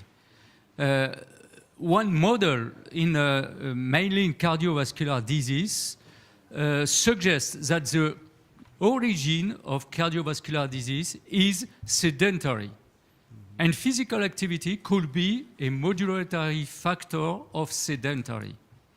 This discussion, this comment is supported by the last papers from the Eklund's team, in which the authors in their meta-analysis show that in sedentary people, if physical activity is of high intensity and long duration, but in people who are sitting more than 8 hours per day, there is a stabilization of the global mortality and the cardiovascular mortality. So maybe the deleterious effect of sedentary could be minimized by physical activity. And we are not so sure that these two factors, inactivity and sedentary, are clearly independent. Well, thank you. Are there any other questions I have to raise? Perhaps I can give an additional comment. At the European Society of Cardiology meeting in Paris, there was a very interesting session on inflammatory disease and coronary artery disease. That means the plaque detection and the plaque occurrence in coronary artery disease also depend not only on cholesterol and so on, but also on inflammatory process. I think that's a good link to physical activity, because both are on the way of physical inactivity or activity. But you see, the sedentary time in this session was interrupted by 5 minutes with a boosted effort, and now you are allowed to get some carbohydrates or anything, water, for 10 minutes. 15 to 20 minutes. Okay. Naj gre za dolgo ali kratko pot. Zdaj lahko poskrbim za svojo družino, ker moje gorivo poskrbi za moj avto. Izboljšani dodatki v gorivih MOL učinkovito zmanjšujejo obloge in tako čistijo motor. Z novo generacijo goriv MOL Evo poskrbite za motor vašega vozila. In Italy, and we've got a very interesting session. It's all about exercise, the benefits of exercise in different populations. Unfortunately, I don't think Nada Rotovnik is here, which had an interesting subject on oncology and exercise, but we still have two very, very good lectures on exercise in arterial hypertension and HIIT for cardiac rehabilitation. So I think without any further delay, I would like to invite Anna Heger to give us a talk on exercise and arterial hypertension. Thank you very much. Should we go and sit there?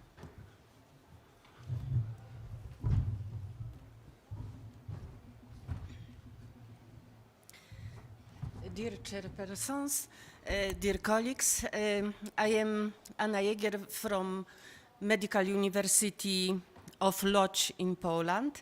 I am from Department of Sports Medicine, but as well for Cardiac Rehabilitation Center and Outpatient Clinic for Cardiometabolic Disease. And here is my presentation plan.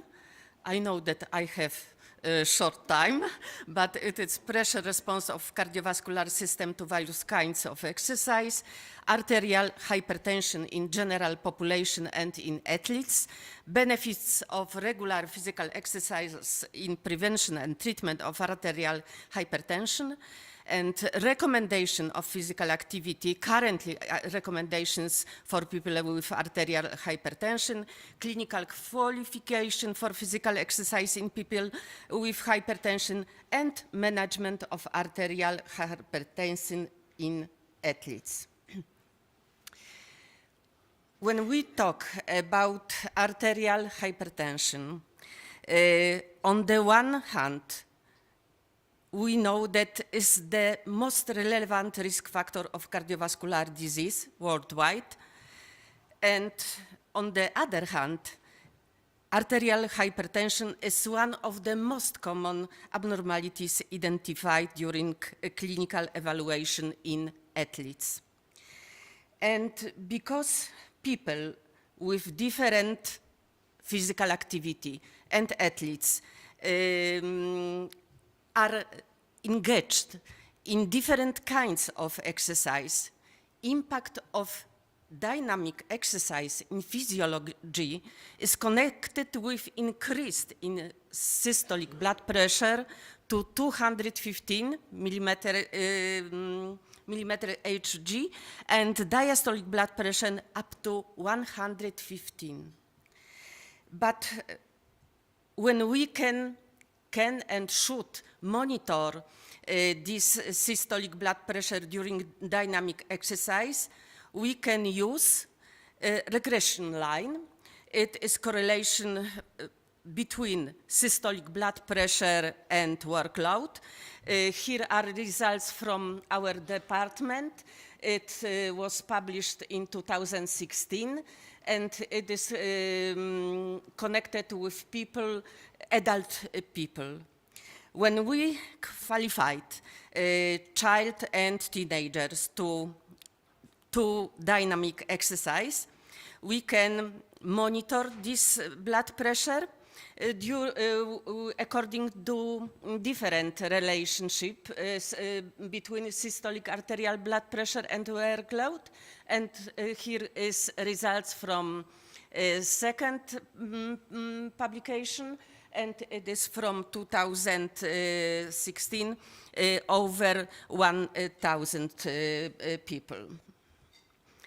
And when we should remember, when we have people from general population with different level of physical activity and athletes with this hypertension, we should remember that exercise should be interrupted at systolic blood pressure over 215 and the diastolic blood pressure when it's over 115 millimeter Hg. And very important is as well exercise hypotension. And this hypotension during exercise, dynamic exercise, may indicate heart ischemia or left ventricular dysfunction.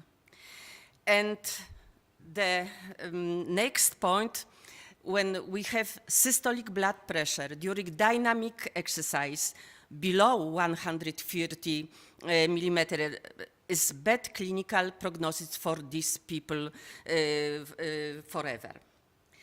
And it was dynamic exercise and now static exercise. When we observe people with during static exercise, we should know that systolic blood pressure could be in physiological conditions be above 350, and diastolic could be above 200 millimeter.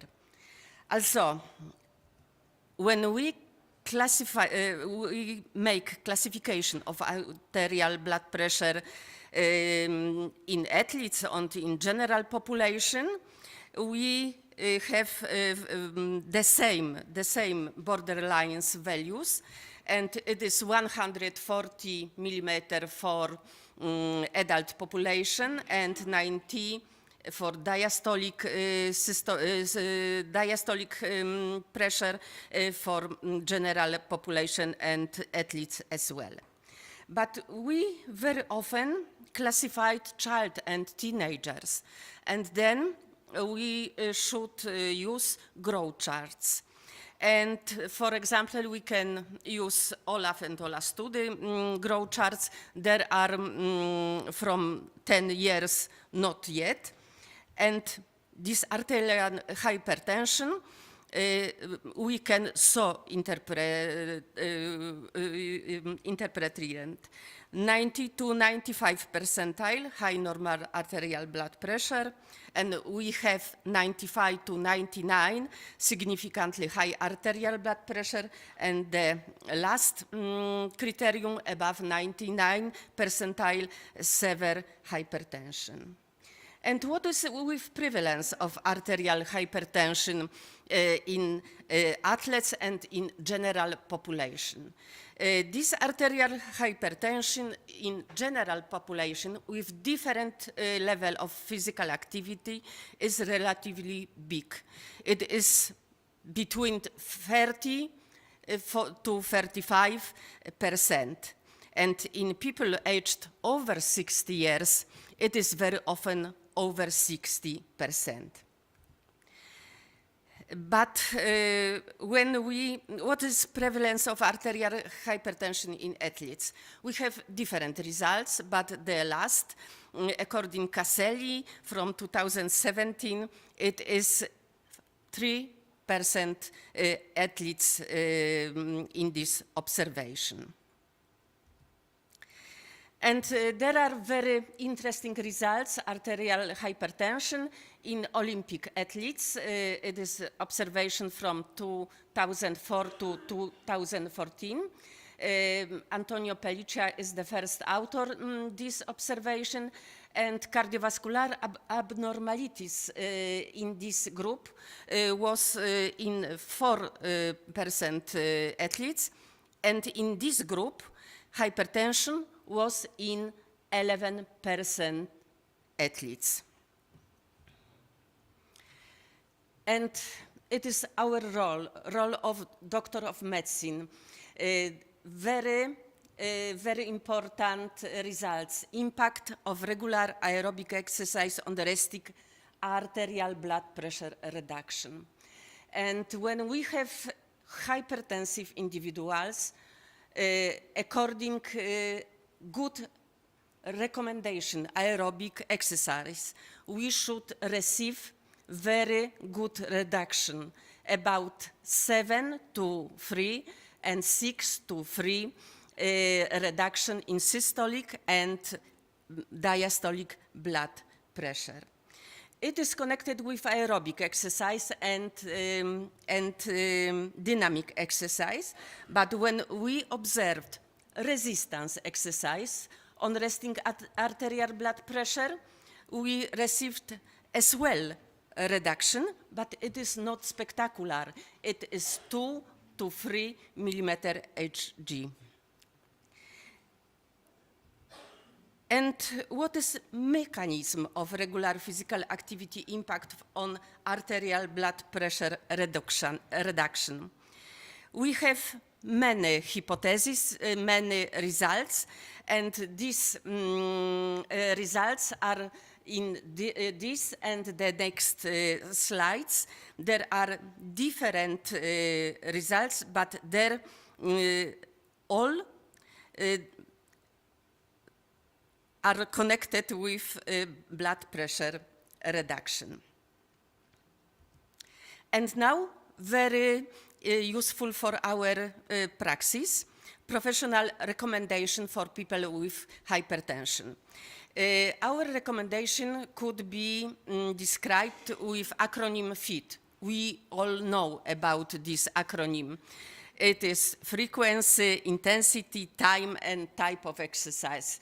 And in my opinion, the most important for our patient, from general population and from athletes, is intensity. When we have patient with hypertension, we should give individual advice, and it is proposal methods to determine the exercise intensity. We could use This formula, it is according Carvonen method. And for example, our patient, according this formula, is we can calculate 70%, all range between 16 to 18, and multiply heart rate peak minus heart rate at rest and plus heart rate and rest. And it is very practical for our patient because they could monitor his intensity with different device. Different methods are only connected with estimation, and there are not very exactly. But we should pay attention to these devices because we haven't exactly information what is correlation between heart rate monitors and, for example, heart rate from electrocardiogram. There are very rare published article about this topic. And here is results from JAMA from 2016, and the best agreement with electrocardiogram was with Polar H7, Apple Watch, and Fitbit. From Polar, it is from 2016, and we have now H10, but it is any information about this topic. And now, exercise prescription for health, and this part connected with patient with hypertension. And our project in EFSMA, Exercise Prescription for Health, we can, this information we received in our website, and arterial hypertension and particular recommendation are very good described with frequency, intensity, time, type of training, type of sport, and strength training. And it is different recommendation for people with moderate intensity. That is the biggest group.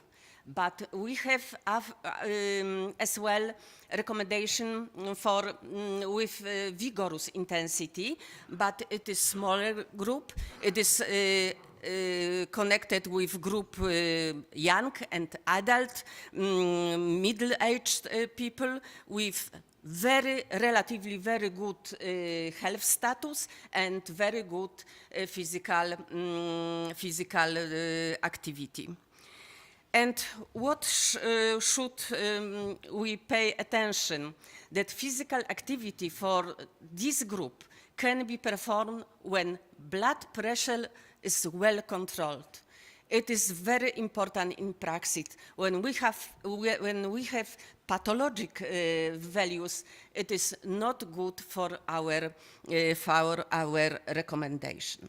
We have different other recommendation in Europe, and here we have a recommendation from European Society of Cardiology, from Association of Preventive Cardiology, and here the first author in this group of experts is Josef Niebauer, but Michael Papadakis is as well. Congratulations.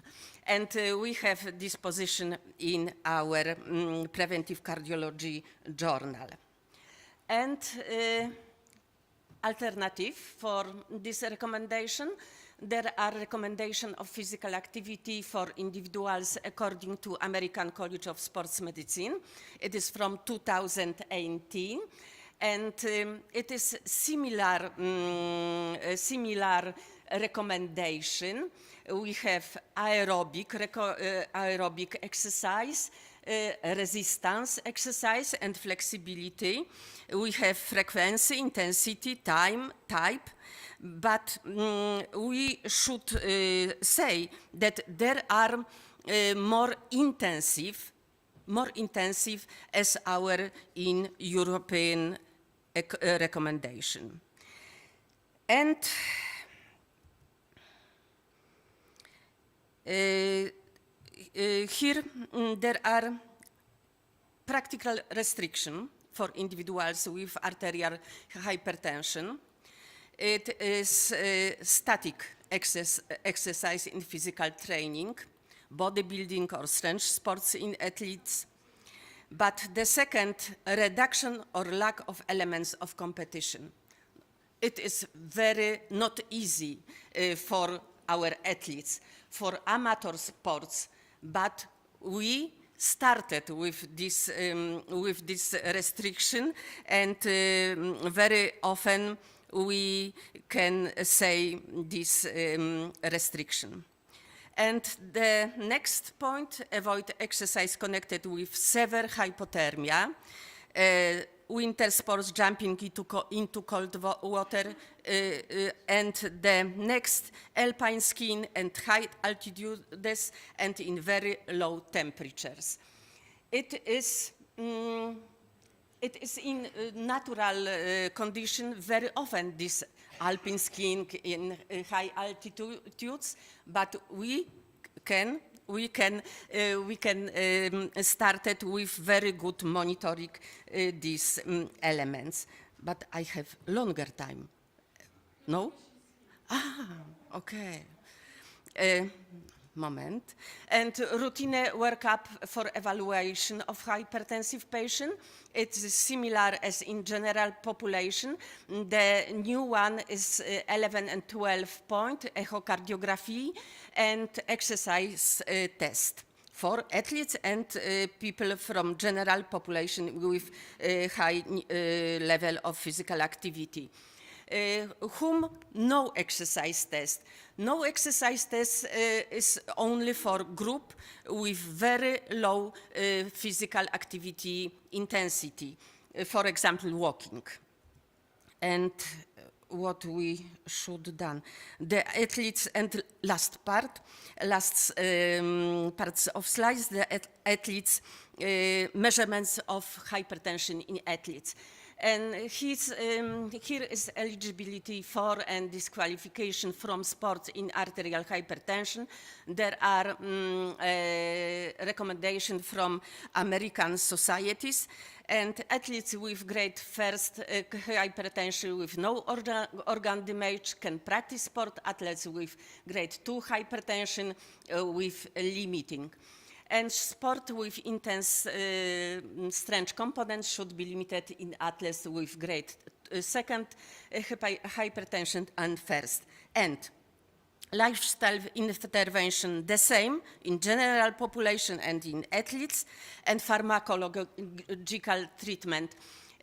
For athletes, it is very important. Then first line is the first two group: angiotensin convertase inhibitors, sartans, and calcium antagonism.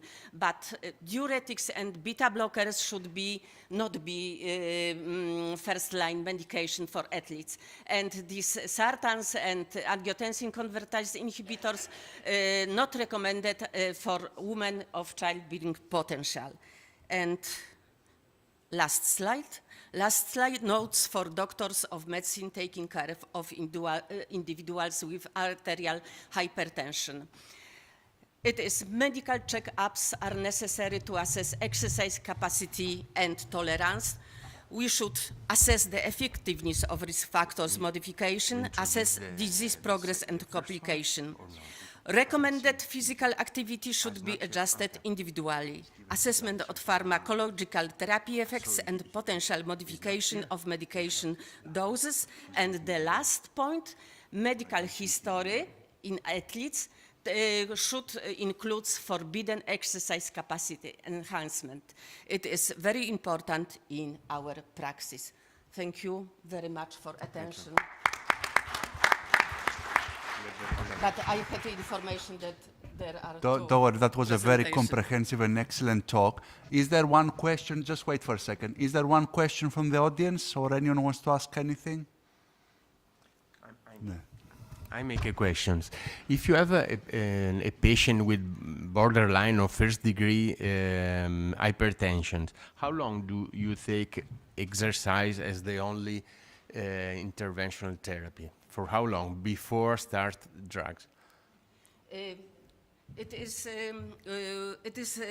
different for individuals, but before start the drugs, when we have good physiological value at the rest and good monitoring during, for example, exercise test, it is time to go only with exercise, with only with lifestyle. How long? How many weeks or months you maintain exercise as the only therapy in these patients? Before you from decide many papers, it is from 3 to 5 weeks from such a people.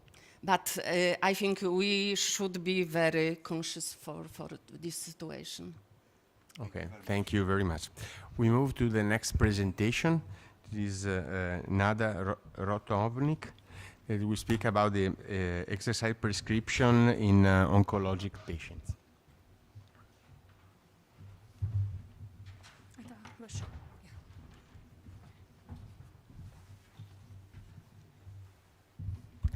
Good afternoon. Thank you for the invitation, and sorry for the delay. I had traffic problems. However, how many of you are medical doctors here? And how many of you are working with cancer patients? Okay, 2, 3 of them.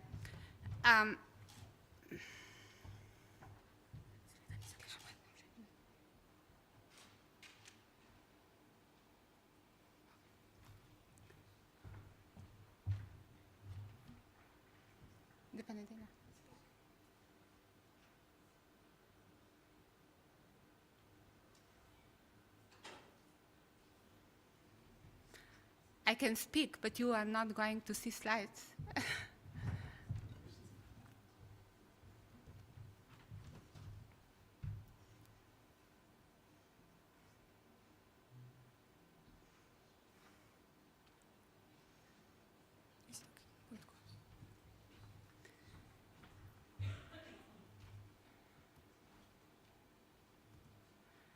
Today, we are treating patients. Today, we are going to personal disease, not just disease, but we have to check each patient personally, especially if this is a cancer patient. Cancer is a huge group of diseases, and if we want to approach physical exercise or physical activity in cancer patients, we have to change our approach. This is not classical medicine anymore. This is multimodal, multi-professional approach. We have to have basic knowledge of exercise, of metabolism. Then we have to translate this in clinical practice. Then we have to evaluate, like we are doing in medical practice, adjust and going this way further. So I would like to point few important things which we have to have in mind when we are speaking about physical activity and cancer patients. At first, we have to forget public health advices for nutrition and physical activity. Okay, we don't forget them totally, but these are politics which enable some to go into clinical perspective to make personalized physical exercise treatment and personalized nutritional treatment. And we are going into clinical physical activity and clinical nutrition, so we have to go into this direction and not to treat patients with public health advices. So basic obstacle, in fact, in practice, I think that you will agree with me, is that the importance in nutrition and physical activity in medicine is still very underestimated. Like this maybe, but the point is more problematic because knowledge is still not properly taken in medical schools. And we think that if we have one day, we can learn everything, but learning about proper physical activity and also proper nutrition, called sport nutrition, for our patients. It's a new challenge for medicine. So we have to have knowledge. I will go fast because I don't have time. Physical activity regulates metabolism and body function. This is obvious. Skeletal muscle is not just muscle, it's an organ with many things which influence metabolism and also oncogenesis, and also what will happen with oncological, with cancer cells in body. So skeletal muscle, it's really important in physical activity and cancer patients, because it has many functions which we underestimate. For example, on immune system, there is a whole new area how physical activity stimulates immune system, and everybody of you is aware how each cancer patient needs immune system to kill cancer cells and to survive. And of course, low muscle mass is connected to many side effects of treatment and also to tumor progression and toxicity. But cancer influences whole body exercise performance. You can see on the first slide, and on the second, you can see that we can go with blue lines. Maybe we can make body better, more functional, and we can influence metabolic changes. We have very good studies even with early stage breast cancer patients. You can see that even muscle mass as a metabolic reserve of cancer patient influence survival. Here is a study on 3,241 women. What is important is that 41% it's more likely that women who have low muscle mass will die. And this is early stage breast cancer. This is not metabolically very, very destructive cancer. We did a little check with our students how physical exercise can influence breast cancer treatment when they're getting hormonal therapy, and we found that we can stabilize body mass and composition. And if you look at this paper, I will finish now this knowledge section. There is more than 700 pages paper. You will see that for cancer patient, the best buy is physical activity. You can find many useful information in this paper. But if we would like to exercise cancer patient, we have to know which metabolic disorders are coming with exercise, because exercise is stress. And what is good for cancer patient is metabolic adaptation to this stress. And for this, we have to have knowledge about nutritional support. Because cancer patient is already classified with the metabolic disorders as cachexia and especially sarcopenia, before you see how sarcopenic breast cancer patients have worse prognosis, and we have to understand and tackle these entities and make a nutritional evaluation to each cancer patient, which is going to be who is going to start with physical exercise. This is quite challenging because each of them has its own metabolic, nutritional situation, and we would like to, and if we would like to exercise, we have this black box, and we really have to make nutritional evaluation. I will start with sarcopenia because this is one of the most important points now in this problem. Everybody of you knows that with age we are going to lose muscle mass, functional mass. We are becoming like this, no content anymore, and in this situation, each cancer treatment is less effective. we can treat cancer to some extent, but cancer treatment is today really less effective with this approach. But we don't know what is inside of the patient, so we have to measure patients. And the field of body composition, it's a field which connects clinical nutrition and physical activity in cancer patients. So we have to have at least basic knowledge of body composition measurements. So when we know this, when we have basic knowledge about physiology, metabolic disorders, and we go to implement physical activity in cancer treatment, we have to start with kind of multimodal assessment, kinesiological assessment, nutritional assessment in the same, and even before cancer treatment, I would say. So we are training patients at first for treatment, and because treatment is a challenge, and then we also use, I didn't put this on the slide, physical activity with individualized nutrition for regeneration from treatment, and this is now a concept in how to use physical activity in cancer patients. So I will use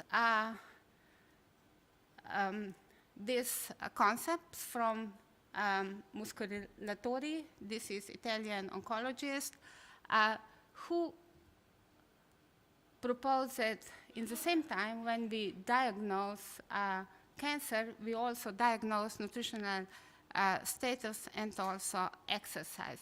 So, and we are going in this parallel therapeutic pathway through treatment.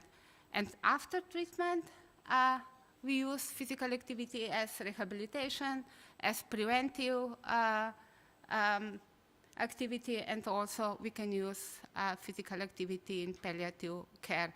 Already many papers published. But at the end, we always come to translation in your own clinical practice.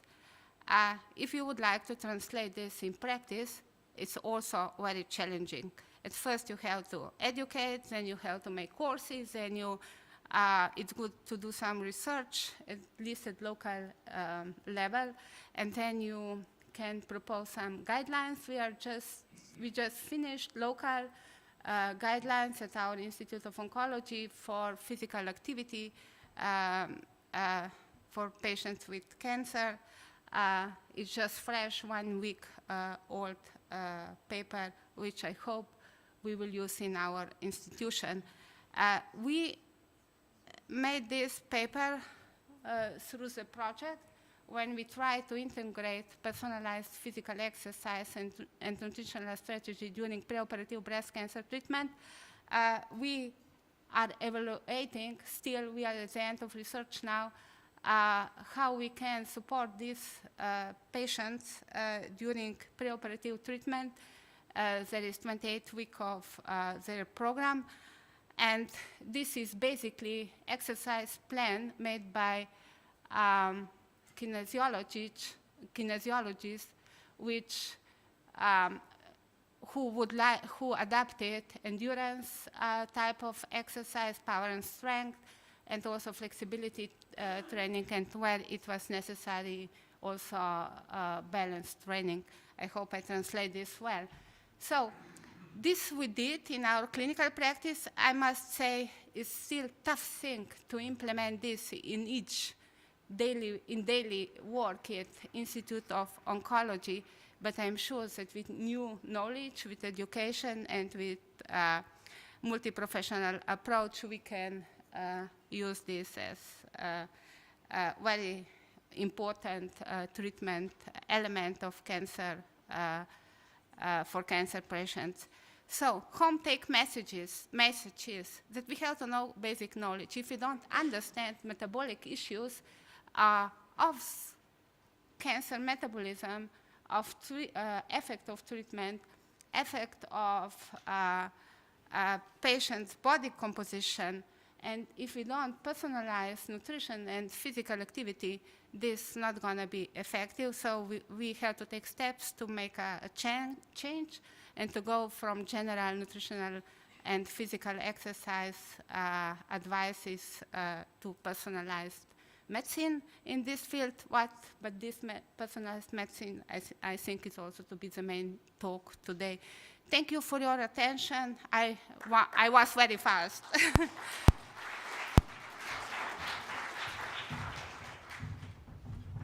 Do you want to stay for a second? Can I ask if Dr. Constantinou is in the room? Okay, just give us a second. There is? Yeah, okay. Okay. Just a question. What are the contraindications to physical training in a cancer patient? Oh, we used classical contraindications for oncological patients, which were already published, I think, in JAMA or someone I have in my, they are in manuscript. Are many. Yeah. And this is the point. We have to check each patient. We cannot say to one group of patients, please go and run, please. The fatigue is not a contraindication, absolute contraindication. The symptoms, fatigue, that is very frequent in the cancer patient. We would like to cure fatigue. To because counteract, fatigue is symptom of metabolic crisis, in fact, you know. And so we have to see how we can go with patients. For each of these patients, we have put in the program, we evaluate all symptoms, you know. And I think fatigue is perfect point which we would like to override. Okay, thank you. Thank you very much. And I'd like to invite the last speaker, Dr. Dimitri Constantinou from Johannesburg in South Africa, who will talk to us about high-intensity interval training for cardiac rehabilitation. Thank you very much.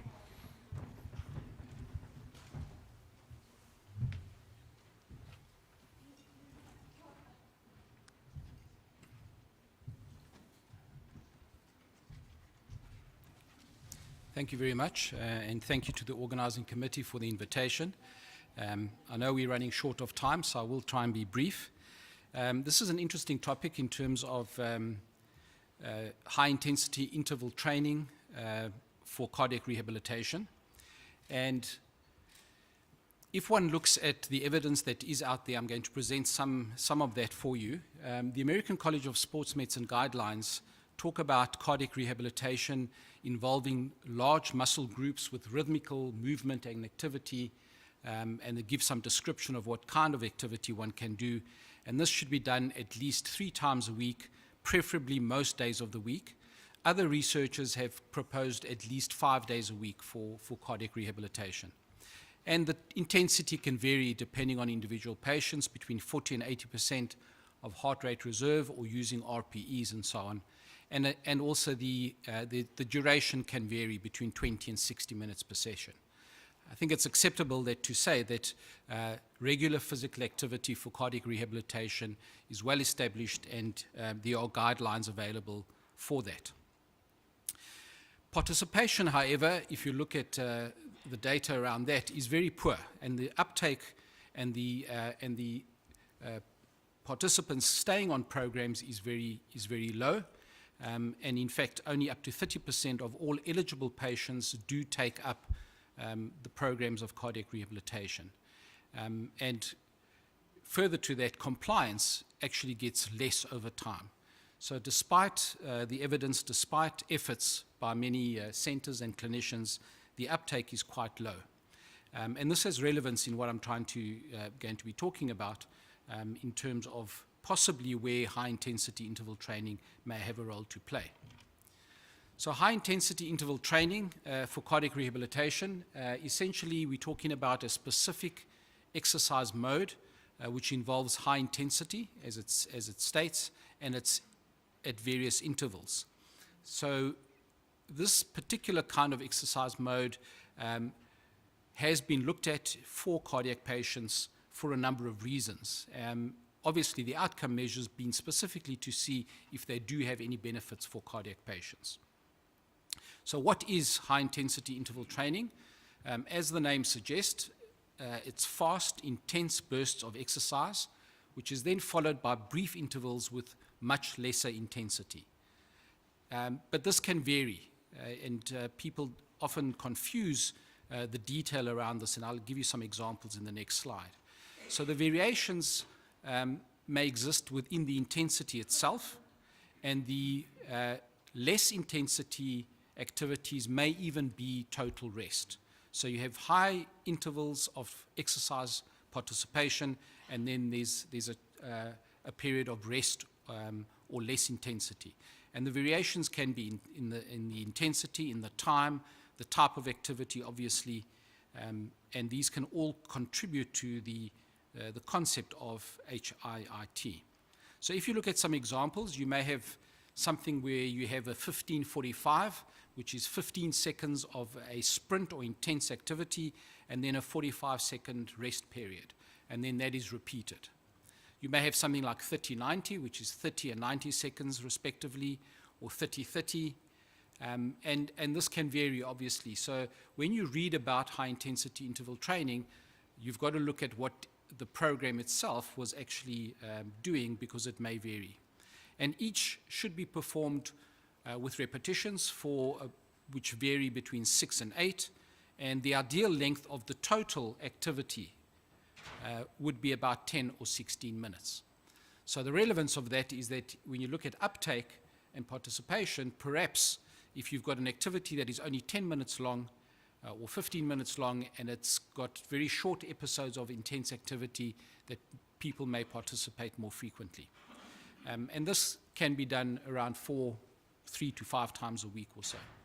Just to mention, we have a PhD student at the moment who's doing a variation of this, and he's literally only doing 30 seconds of all-out maximal intensity exercise 3 times a week. That's all it is. And measuring participation and also changes in cardiometabolic markers. So we'll see how that turns out.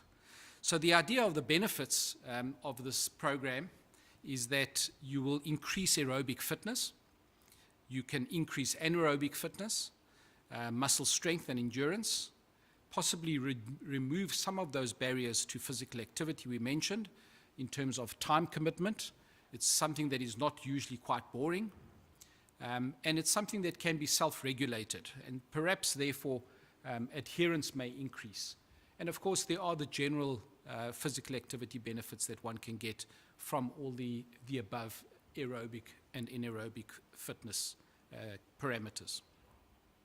Of course, as with any activity, with the benefits, there may be some drawbacks.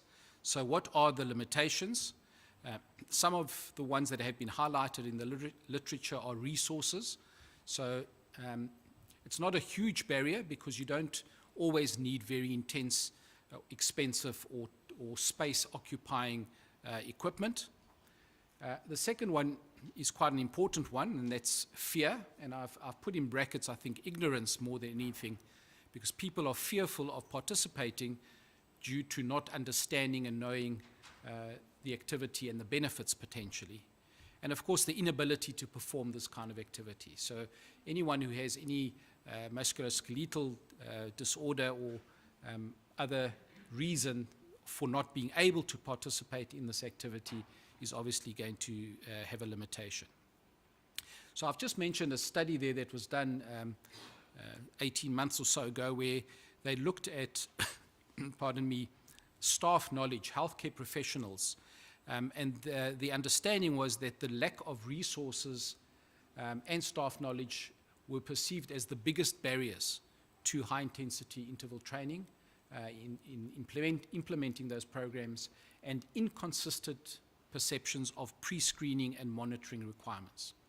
So there are a number of aspects. One is not understanding and appreciating what the exercise activity is, not having the resources, but then how do you monitor and manage these?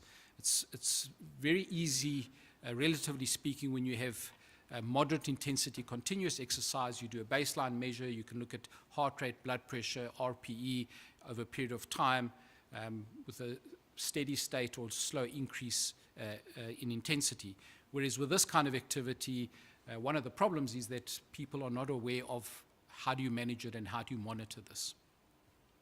So those are the things that one would obviously have to try and correct. So I think a big factor is ignorance or lack of knowledge. So if you don't educate people with this activity, then obviously they're less likely to participate. And I think that's an important take-home message. So in terms of what cardiac conditions is it applicable to, and essentially it could be any cardiac condition. It can be related to those who have cardiac risk factors. It may be post-myocardial infarction. It can be in patients with heart failure and a number of other cardiac conditions. So it's not restricted to any one aspect of cardiac disease. So just a couple of examples in terms of the risk factors. Yes, there are benefits. VO2 peak, insulin sensitivity, HDL levels have all been shown to improve with high-intensity training. And this study from 2012, which looked at cardiac rehab benefits versus moderate intermittent continuous exercise, essentially showed that it was relatively safe and effective, but they recommended it as an alternative mode of exercise, which opened up the field to people participating quite extensively. This study from this year, in fact, looked at the training in patients with coronary artery disease and found that there was evidence again that it could be used as an alternative to the traditional form of moderate intermittent continuous training, but that it's not fully substantiated in the literature, and obviously more research needs to be done. This particular study also looked at moderate intensity versus high intensity training, and it said that only after patients exhibit stable and asymptomatic responses to vigorous exercise training should they participate. And in fact, their findings were that the compliance actually also drops after a period of time in unsupervised exercise. So it is something that should be supervised, and therefore it is not superior to traditional cardiac rehabilitation programs. Again, a study that was done very recently in this year, where it was recognized that it is being used across the world, but there are no universal criteria. There are still safety concerns, and they propose that the monitoring framework should be heart rate target zones.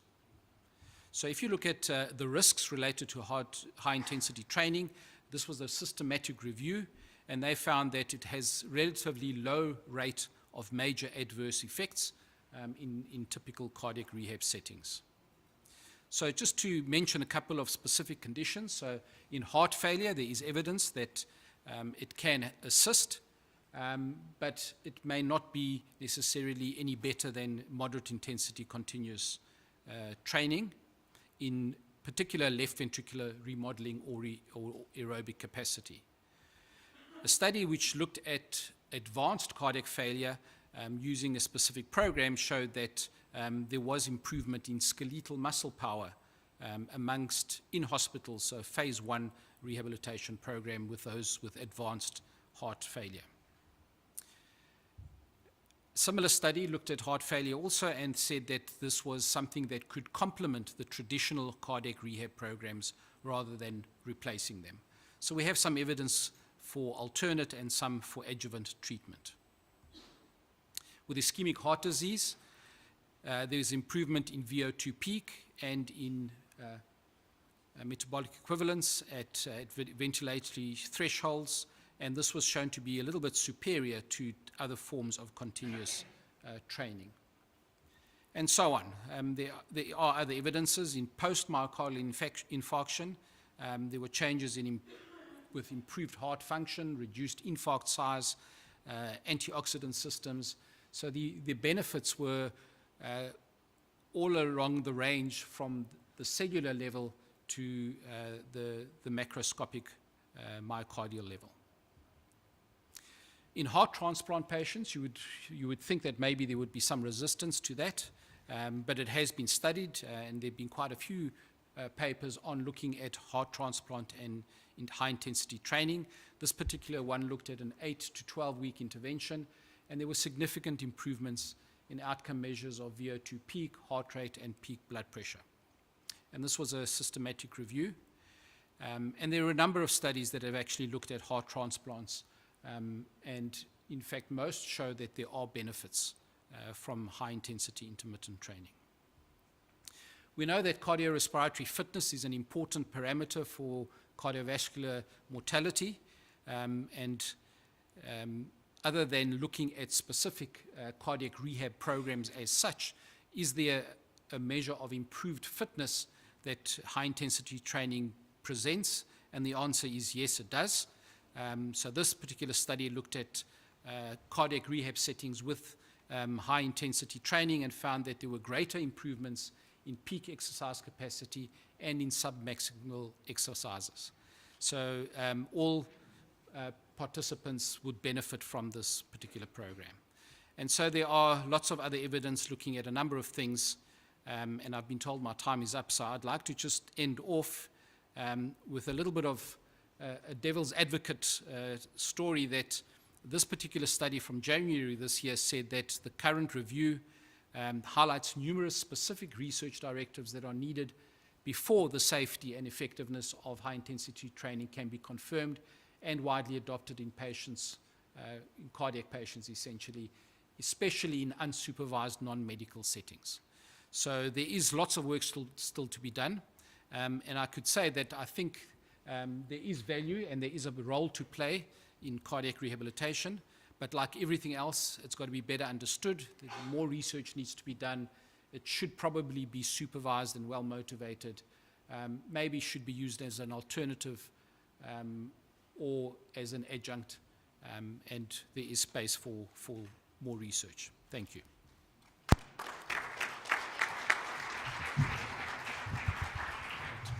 Any questions from the audience? Yes. Just the microphone,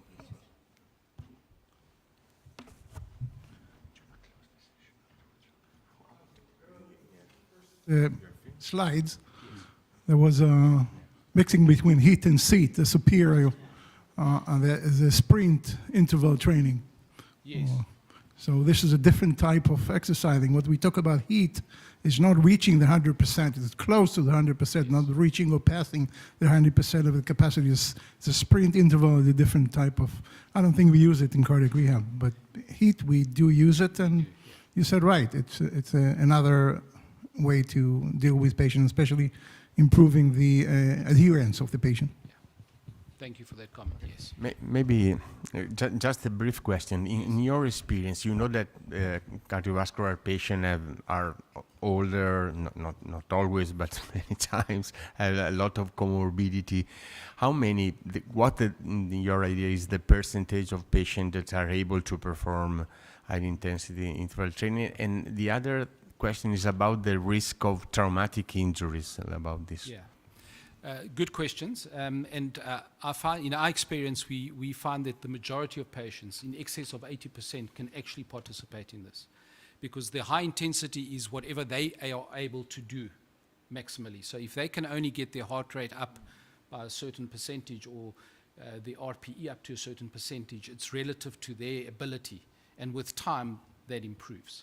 So if you do very short bouts, and I find that the patients actually enjoy it. They feel that they're achieving something quite good when they're pushing as hard as they can. It's less boring than Exactly. And what kind of examination you perform before start this type of training? It's the routine cardiac examination. So we make sure that they don't have any underlying ischemia, that we do a stress ECG. Yes, the energy shot, yeah. So, okay. I think that will end the session. Thank you very much. Naj gre za dolgo ali kratko pot.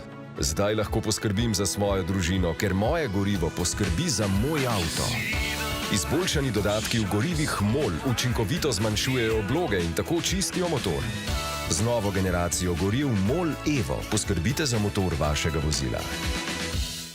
And I am Anna Jäger, my German is Ron Golan from Israel. And we have 1 hour and 3 presentations. And the first, please, Matej Tusak from Slovenia, how to get start moving and how to keep the motivation for moving is...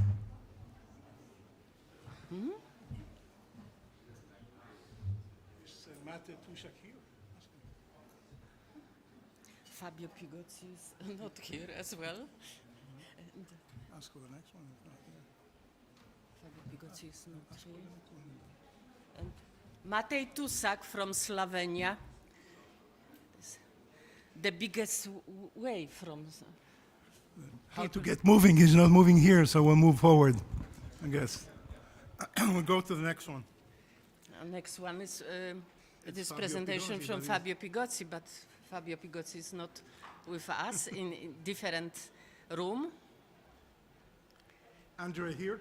Andre de Bruin? No. His presentation. Okay. Herbert. Andre de Bruin is connected with airplane. And we have Herbert Löllgren with this presentation. Yes, Herbert? It is presentation from Andre de Bruin, but with problem with fly. Is not with us. Good. He's here. Here.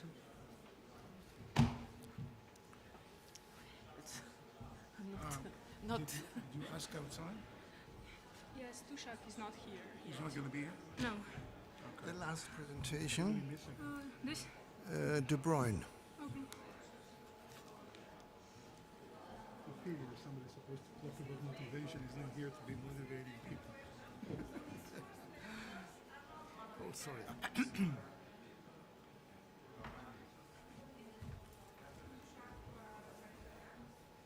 Okay.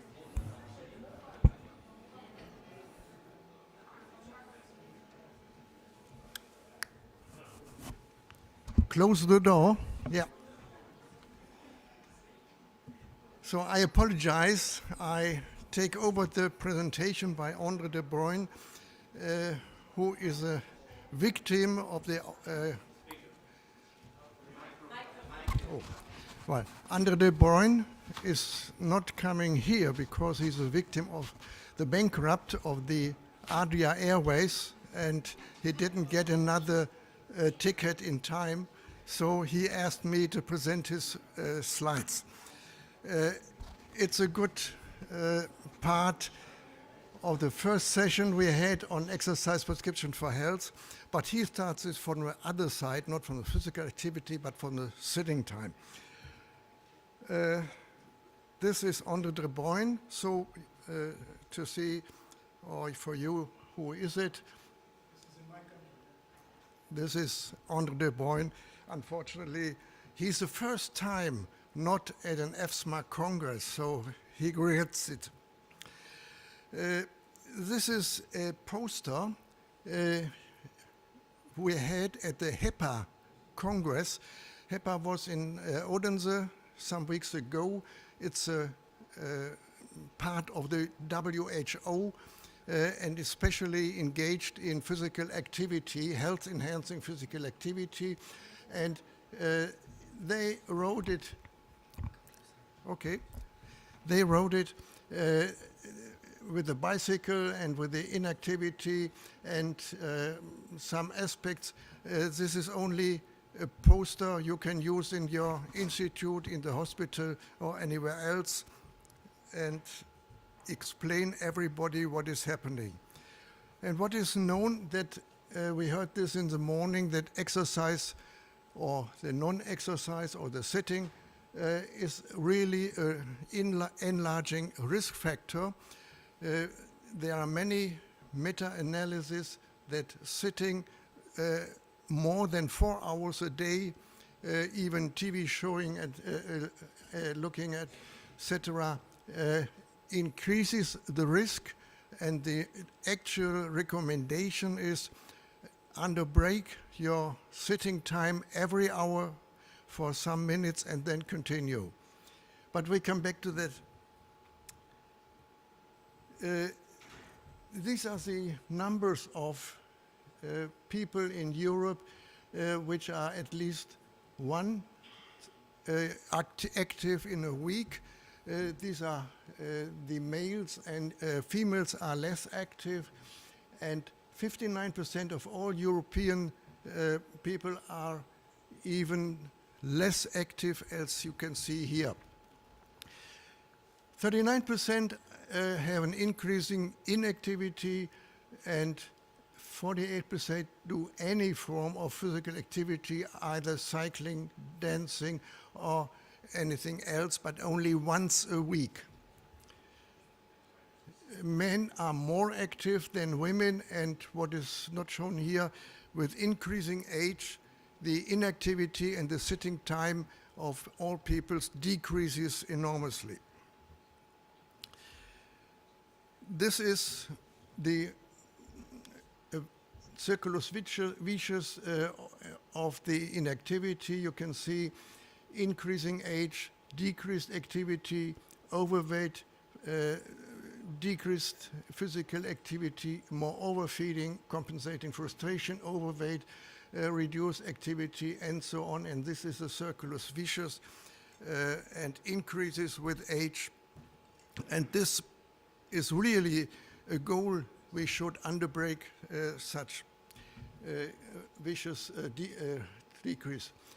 This is an overview from WHO on the insufficiency activity in men all over the world, and you can see there are the third-party countries are more active than the parties with a very high low income. This is always in most active countries. This is also for men and for women. What WHO asks for in this year is more active people for a healthier world. That means especially the young and the older one should be more active than they are at the moment. These are recommendations from HEPA last month. Create active society, create active environments, create active people, and create active system. And we have a trend in the world that population-based interventions are very, very important. Population-based interventions means roads very safe for foot passers, for cyclists, and so on. And there's one example, in my opinion, the best in the world. It is Copenhagen. They have separated ways for the cyclists, and you can see so many people using a cycle in Copenhagen as never before, also not in Amsterdam. This is only due to interventions on a population basis. The next population intervention is to create an environment for activity. Environment for activity means you need a park, you need parks for children, you need parks for families, for young women, for women with young girls and so young children and so on. And there are many, many cities in the world where such environments are not given.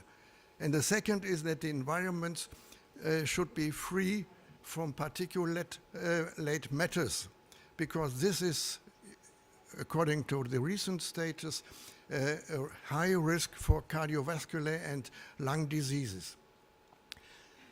Create active people, is that what we try to do with the exercise prescription for health? That means every doctor at each contact with each patient or each person should ask for his physical activity. That doesn't mind if that is a sports physician, even ophthalmologist or psychiatrist and so on. In each contact with each patient, they should ask for physical activity, and this should be taken to the protocol of the patient. The Americans and even the European physicians call this is the fifth vital sign. That means vital sign is, be you active regularly or do you intensive sports?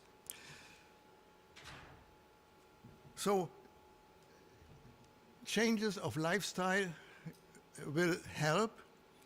Changes of lifestyle, as we can calculate, contributes to 50% to your health. 15% of your health lies in your own responsibility. About 10 to 15% depends on the genes, and the difference depends on the environment. Environment means particulate matter, the gases from auto cars, but also environment, as I told you, the parks and the medical environment. That means a nearby physician practice or even a hospital. But 50% of your health depends on your self-responsibility on 4 factors. This is non-smoking, this is normal weight, normal body weight, or with circumferences. The third is healthy diet, Mediterranean diet, and the most important is regular physical activity, and as we heard before, moderate activity, walking and dancing and so on is sufficient. Well, we can skip that. This is a summary again from pre-participation screening for healthy athletes, and EFSMA has identified 4 E pillars for exercise prescription for health. Pillar 1, this is from Joe Kaminski, epidemiology and education. This is one task for all physicians, especially for the GP. The second will be economic factors, consultation according to the recommendations from EAPA, WHO and other bodies. And the third pillar is efforts of central bodies to get the population mobile to date. And this is not only a goal of healthy lifestyle, but as we have discussed the last weeks and months, it also contributes to a healthy climate or to improve our climate changes if we use more active ways for shopping, for going to school and so on. And there is a very nice project in the United States. You know, everybody or all children, school children will be brought by car to the school. And in USA, they have a model. They collect all the children 4 kilometers before the school. And there is a older man or women, retired, and they go to foot this 4 kilometers to the school.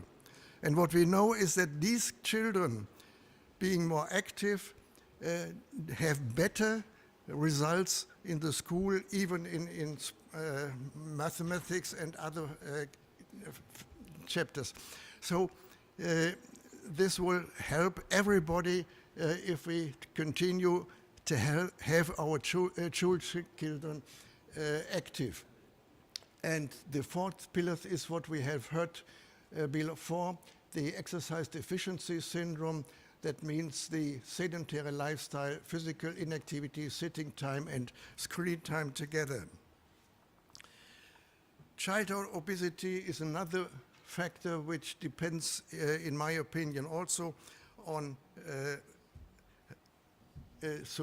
insufficient activity.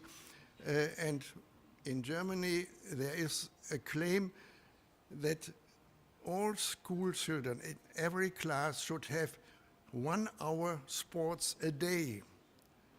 They don't, the teachers, they don't like that, but it's the best you can do. And we have a large study in a large school in Leipzig, all children having 1 hour physical activity per day had better results in their school. Well, prescription for exercise, I showed it before. This is what every doctor should have on his desk and fill out. Even if the patient is healthy, he also gets all these informations, what he should do with intensity, duration, and so on. The fit definition is just here brought. You know that from many presentations today, frequency, intensity, time, and everything results in these general recommendations if you haven't a better individual recommendation. You have seen this. These are, for example, recommendations for people with diabetes. And I was at a large meeting in the American Heart Association some years ago, and there was a statement: if you treat a patient with new diabetes mellitus, not in first line with physical activity, that is a wrong treatment. You have to start any treatment in diabetes with physical activity first, and then think of drugs or insulin. We heard also about some coaching of physical activity. There's another large company all over Europe, the Virtua Gym, and they give you individual informations about your about the app on your mobile phone or even by TV, how to perform a training at home. And you can contact your doctor, or he can contact the company Virtua Gym for recommendation for giving such a program to their patients. The next is, we also heard of that, that the wearable technology is immensely increased in the last year, and the health can be analyzed with such wearables in an unbelievable matter. I only mentioned there is a company from Japan offering a T-shirt for Holter monitoring. Very, very exactly. So can use it as a Holter monitoring system, ECG recordings, and so on. A progress tracker is also available. You can see that with all many parameters to register. And Virtua company also considers these factors for recommendations of physical activity. This is an example. If you have Virtua Gym, you can see this in a small picture and can perform activity. You can get a feedback to the company. There are many apps for recommendation. Okay, we are coming to the end. You see, this is the coaching system of Virtua Gym. They have thousands of patients and healthy subjects performing exercise testing at home according to their recommendations and their pictures. And also they offer a nutritional plan. We heard of the large importance of good nutrition. Well, what do clinicians need? We don't have yet an international code for exercise deficiency syndrome as a disease. This is just, we tried that to get this, but it's not finished.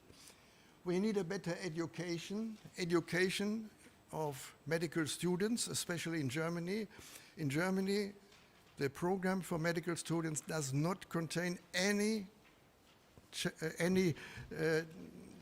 chapter for physical activity for sports medicine, nothing. So they are doctors in the hospital and don't know what is sports medicine or physical activity unless they are active themselves. We need a consent agreement on testing and follow-up.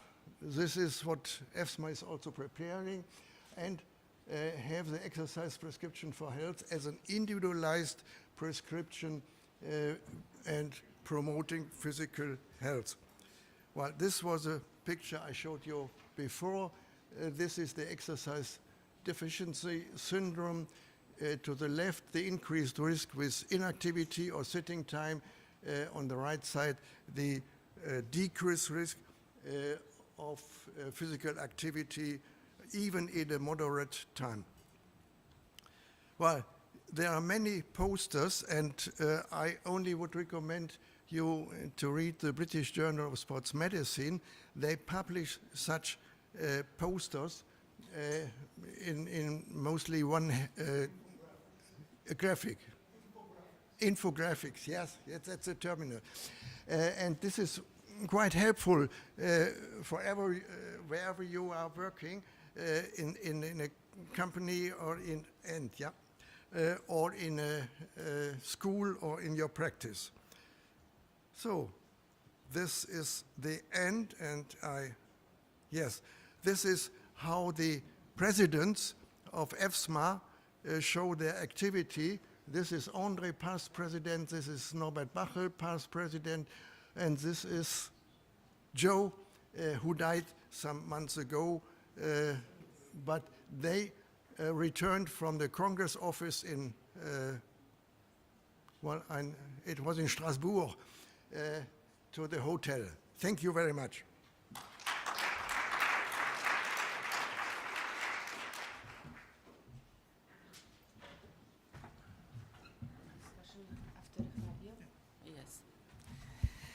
Thank you very much, Herbert. The discussion will be after the second presentation.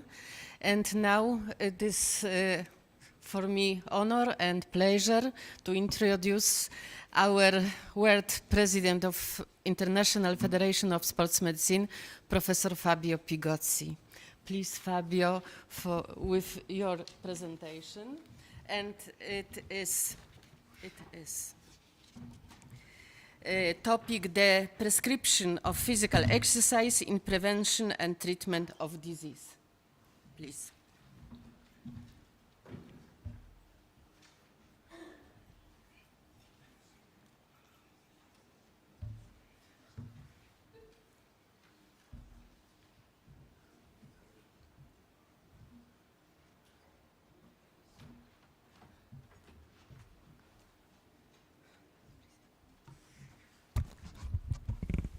Good afternoon, everybody. First of all, I would like to thank the chair of this session, Professor Anna Jäger. Anna, my very old friend and vice president of the European Federation of Sport Medicine Association.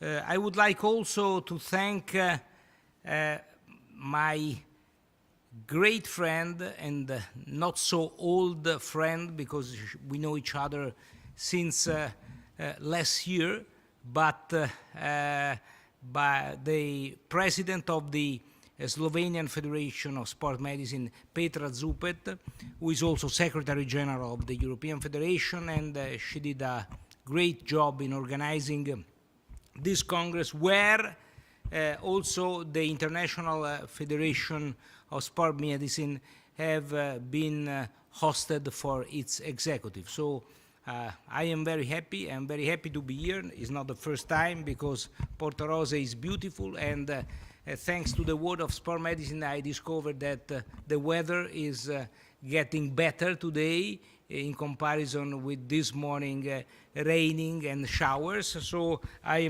really hope to enjoy the next 2 days here in this beautiful country, in this beautiful city. So the topic of my lecture is, as you know, a very hot topic in sports medicine and in sports science, the prescription of physical exercise in prevention and treatment of disease. It's really an hot topic, and I would like to stress the fact that in the so-called civilized countries, we have a big problem of the non-communicable disease. We have to take into consideration, dear colleagues, that chronic pathologies kill 41 million people each year. So this means 71% of all deaths globally. But this is even worse in the so-called, as I said, civilized country, more rich country. In my country, Italy, we have more than 90% of all deaths due to non-communicable disease. As you know, communicable diseases are represented mostly by cardiovascular disease, cancer, and then respiratory disease, diabetes, and others. Which are the risk factors for non-communicable disease? All of us is aware that the tobacco is very dangerous, the harmful use of alcohol, and also the unhealthy eating. But last but not least, the physical inactivity. Physical inactivity is a huge risk factor for non-communicable disease. This is very well known from a scientific point of view, and for this reason the WHO launched a global plan in 2013, a global action plan with the goal to reduce physical inactivity. How? Through educational, environmental, and motivational programs to support the lifestyle changes, and in particular, the physical inactivity. We have to take into consideration that we have scientific data since many decades that physical activity, if regular, is a very well-known protective factor for prevention and treatment of leading non-communicable disease, starting from the heart disease, stroke, diabetes, and also cancer. Not all the types of cancer, but some types of cancer have a very dramatic support from physical inactivity in showing up. And we have also to take into consideration that physical activity is also very helpful in counteracting hypertension, overweight, and obesity. So we have to involve the main stakeholders. This is the aim and goal. So it's really important that not only we as a sport physician, but also sport scientists and other allied professionals are really aware of the risk of this lifestyle. We all know that we started to scientifically focus on the risk of physical inactivity many decades ago. But I would like to stress that an important milestone have been represented by the study from Booth, a US physiologist, who introduced about 20 years ago the concept of sedentary death syndromes. Sedentary death syndromes means disorders related to sedentary lifestyle, determining an increase in mortality. These disorders are represented by muscle weakness, low bone density, hyperglycemia, glycosuria, low HDL levels, obesity, and of course reduced physical resistance and resting tachycardia. We have scientific data which report that we have many clinical conditions caused or worsened by a sedentary lifestyle. And this has been reported in his famous article by Booth. First of all, of course, cardiovascular disease are caused or worsened by sedentary lifestyle. But as you can see in the list, I will not read all the list, but we have clearly not only cardiovascular disease, but also metabolic disease like type 2 diabetes or hypercholesteremia or triglyceridemia, obesity, and also some forms of cancer like breast cancer, colon cancer, pancreatic cancer, and prostate cancer, where is demonstrated a relationship with a sedentary lifestyle as a risk factor. I would like also to stress that we have many data, scientific data reporting that there is a relationship between sedentary behavior and cardiovascular risk. We have to stress the fact that it's not only important to train. All of us is convinced maybe that it's important to focus on having during the day 1 hour, 45 minutes of training. It's not enough. It's not enough because we have also to think on replacing sedentary times with other activities. This is the reason why I would like to congratulate the organizers of this Congress, where it has been found during the presentation 3 or 5 minutes every couple of hours, where all the participants have been called to make a sort of physical exercise.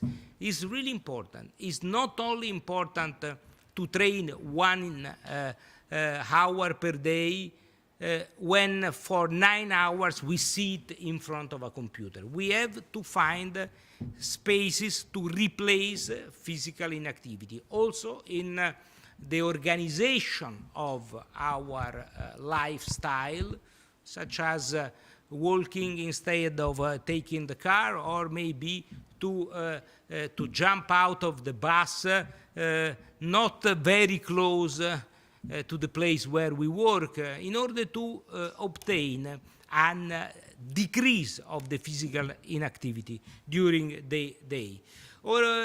This is a study which I believe most of you know, that shows that replacing sedentary time with physical activity is really important to improve the protection to risk, to cardiovascular risk. In fact, the authors reported that replacing 30 minutes per day of sedentary time with high intensity physical activity was associated with significant reduction in all-cause mortality risk. So replacing 10 minutes of sedentary time with moderate physical activity was associated with reduction in cardiovascular mortality risk.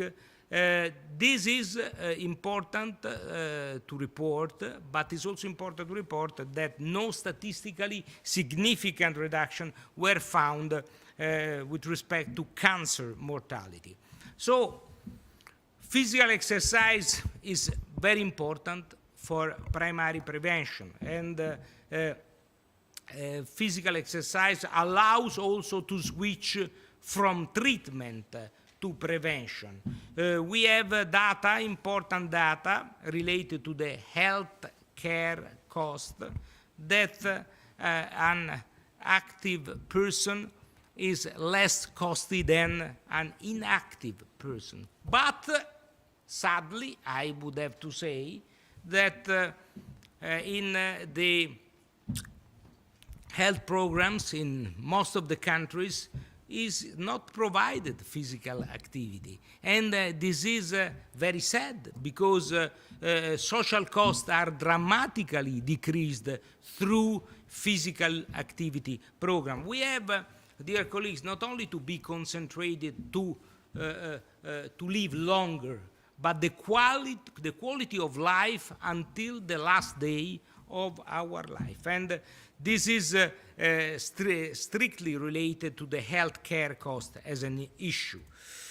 I would like also to report that all the relevant bodies concerned, starting from the United Nations, now are really committed to promote physical exercise as primary prevention. In this slide, I show the president of the European Federation of Sport Medicine Association, who is Maurizio Casasco, who is here, not here in this room because he had another meeting now, but he was last year in September in the United Nations headquarters, where it was launched a program to counteract non-communicable disease, and in particular, he stressed the importance of physical activity to counteract the primary cause of non-communicable disease, which, as you are aware, is inflammation. I would like also to say and to stress that physical activity reduces most of the causes of morbidity and mortality in the world for non-communicable disease.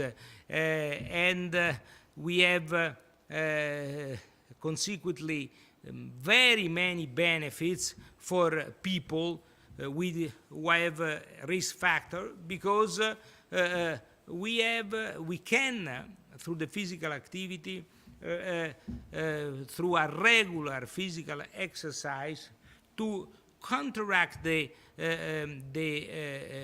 vicious circle which is determining most of the pathologies. Regular physical exercise, and who is engaged with sport physiology, sport science, and sport medicine know this very well, lead to a decrease of cholesterol and triglycerides, lead to a decrease of platelets aggregation, better function of vascular endothelium, decrease the blood pressure, decrease the sympathetic activity, and better metabolic regulations, and a decrease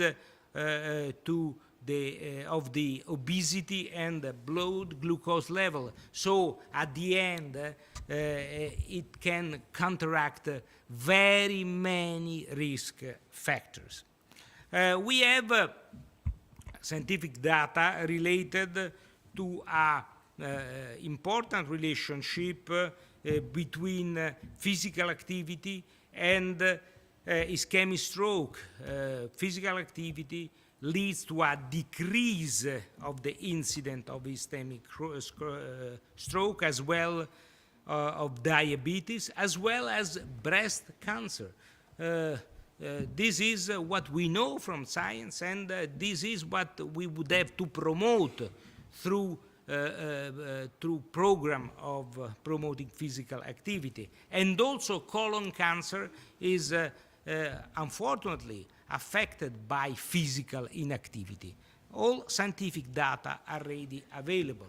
And I would like also to stress that there is a scientific evidence which is accumulated on physical activity as means for the primary prevention of cancer.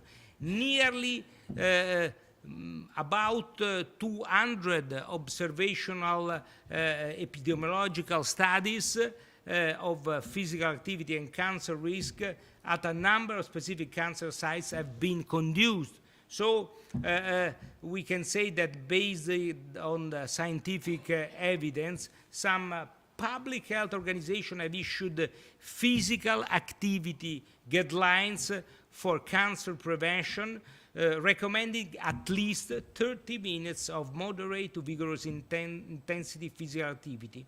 This is really important, how much we can achieve just through 30 minutes of physical activity.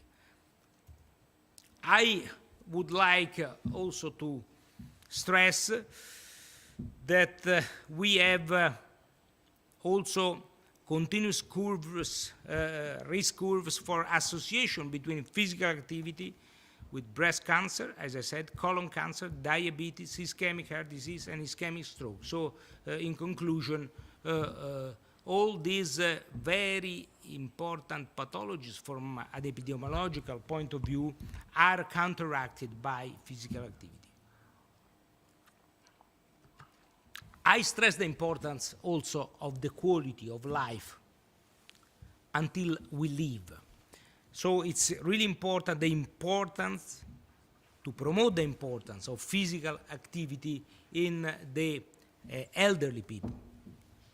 We have to take into consideration that is existing and very well known since many, many years, a vicious circle of physical inactivity.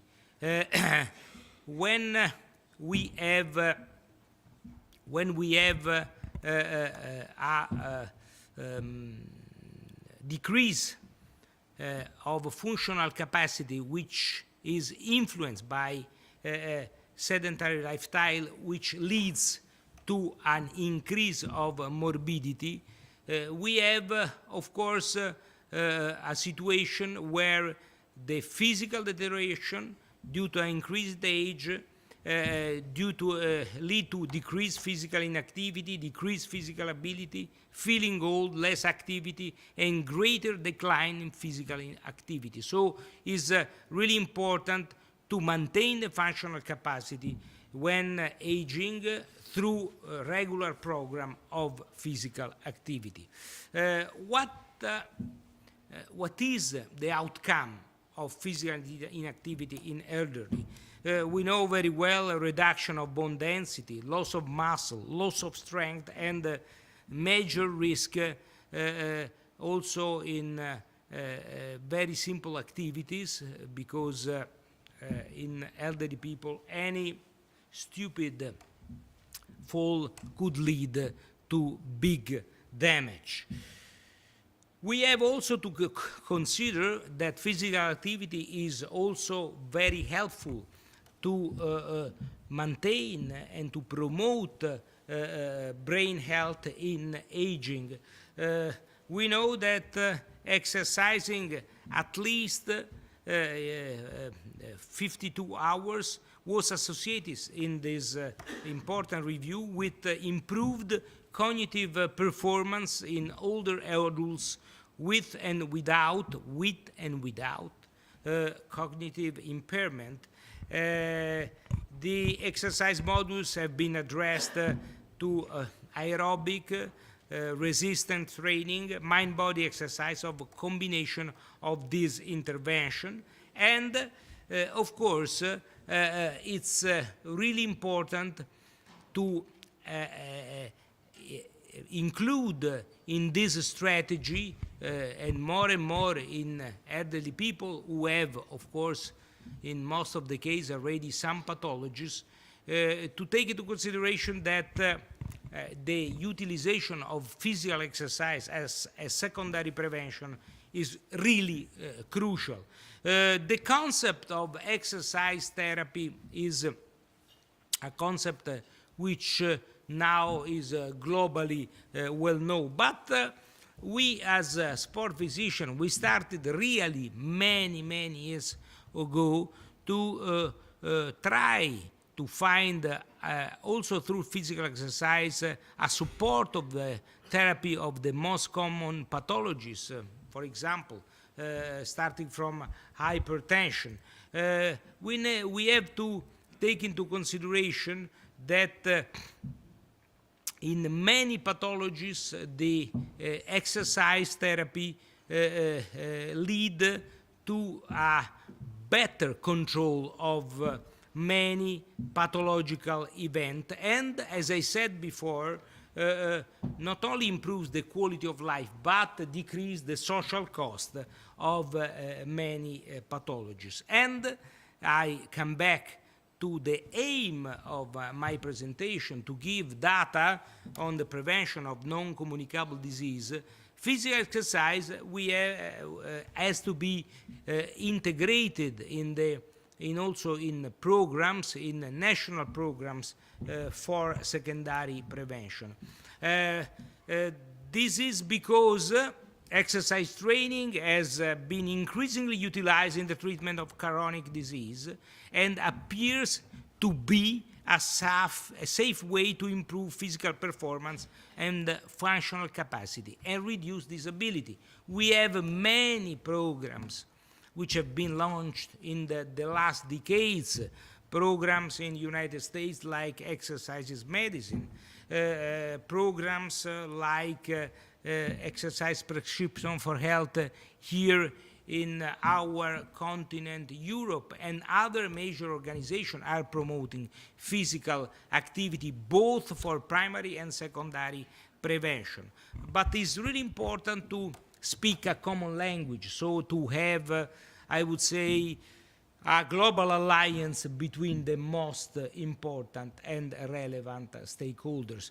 I just want to show you a slide where you can see in a very fast way how many pathologies can be treated through exercise. And of course, we know since many, many years that even if we have sometimes subjects who can consider no responders, we can treat easily hypertension, low hypertension with exercise therapy programs, ischemic heart disease, heart failure, and also respiratory disease, metabolic disease, and as I said, I don't want to repeat neoplastic disease. I would like to say also that, for example, actually also for skeletal muscle disease, we utilize physical exercise. I remember when I was a student and when I was a young physician, for example, when we had a rheumatic disease in an acute status, we prohibited physical exercise. Now, the approach is totally different because it has been discovered through several studies that you decrease through physical inactivity the cardiovascular function, and this lead to the worsening of many physiological capabilities. So actually, only in the very short time of the so-called evolutive poussée, we stop those who have rheumatic disease and rheumatoid arthritis. This is a change. And how is possible to change? It's possible to change between when you communicate, when you have bridges. And we, as a sport physician, we usually have everyday relationship with other colleagues from different specializations, because we have to deal, when we talk, for example, about and we discuss about sport eligibility, we have to discuss with the different specialists who are involved in the evaluation. So sports medicine is a multidisciplinary area, and for this reason, having relationship with the different society change the approach of this society to several diseases. Now also the rheumatologists do not forbid the physical exercise during rheumatic diseases. I would like also to stress that lifestyle modification in secondary prevention is very helpful to be lifelong. This is also important because we have to take into consideration that the beneficial effects of exercise training are reported in patients with cardiovascular disease, independent of age and disease recording. We, at a molecular level, we can see several organs ranging from the cardiovascular system to the skeletal muscle are modulated by active exercise training. So it's a very strong drug, the physical exercise. We also recently published in our official journal as International Federation of Sports Medicine an article together with the president of the European Federation of Sports Medicine Association, the effect of exercise training on autonomic cardiovascular regulation from cardiac patients to athletes. And the main outcomes of this study is that exercise training improves heart rate variability and baroflex sensitivity in chronic heart failure patients under beta blocker treatment. And HRV and BRS individual adaptation to exercise training are dose related, and exercise training should be regarded as effective non-pharmacological tool to improve neurovegetative control of the heart, thus having a fundamental role in secondary prevention of cardiovascular disease. And we, as a sports physician, we started to study cardiovascular, the heart rate variability, not to treat disease, but to assess the level of training and the risk of overtraining, about 50 to 20 in the field of prevention, secondary and primary prevention, the utilization of new technologies, the technological innovation in sports medicine can contribute to the diffusion of an active lifestyle, can contribute to improve performance and by optimizing training and competition, and may allow people with disability to obtain the benefits of an active living style. So, again, I stress this principle, reduction of the health costs related to the non-communicable disease. So, what is the take-home message? The take-home message is, of course, that promoting regular physical activity to improve and maintain the health of population in all different social settings as primary and secondary preventive measures. But to do this, dear colleagues, is necessary a global alliance that focuses on true collaboration and implementation of initiatives and programs with similar objectives but adapted to the social, cultural, and economical reality of the region. Imagine what we could achieve together instead of spending time and sources to independently reinvent the wheel as it is typically done. So it's really important that any group would merge and plan a global alliance. This is really important. Otherwise, we will maintain the borders, and science do not need borders. So this is the take-home message. The question mark for someone still, but for me is a must. We have to have a strategic global alliance. So in conclusion, take into consideration that non-communicable diseases are the world #1 killer. 70.9 million people die every year for cardiovascular disease. Multi-sectoral collaboration and cooperation at national, regional, and global levels are needed to reduce non-communicable disease-related morbidity, mortality, and disability. And sports medicine has a crucial role in primary and secondary prevention of non-communicable disease. And finally, sports medicine has an important role in the promotion of an active lifestyle among all age groups. And we are celebrating here the European Congress of Sport Medicine, and I'm proud, very proud to say, as a European, that Europe, the continent Europe, has been the first to address the importance of medicine and prevention through the promotion of sports medicine as a specialization.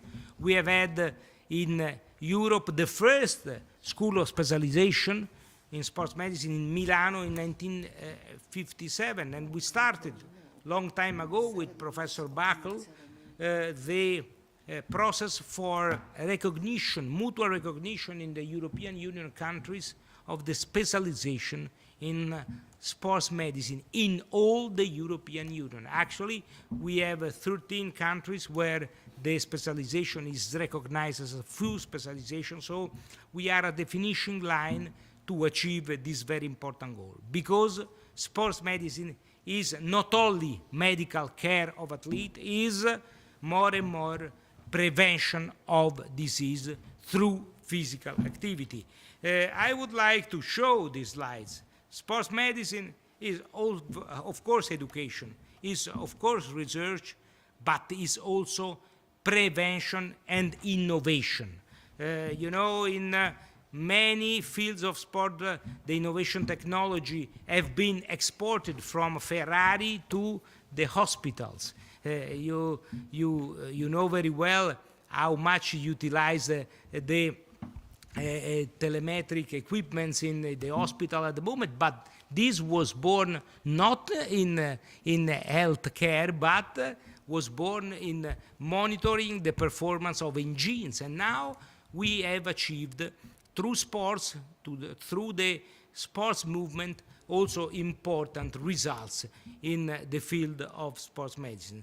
So with the wish that through physical education programs at international level, at a global level, what happened in the last year through the resolution of United Nations has been very, very important. We, as European Union citizens, we know very well that in many times Europe, the continent, is faster than the single country. So the resolution at a global level make possible the achievement of results also in the national level. So with this wish, I would like to thank you very much for your attention, and again, thank you for the invitation to this conference.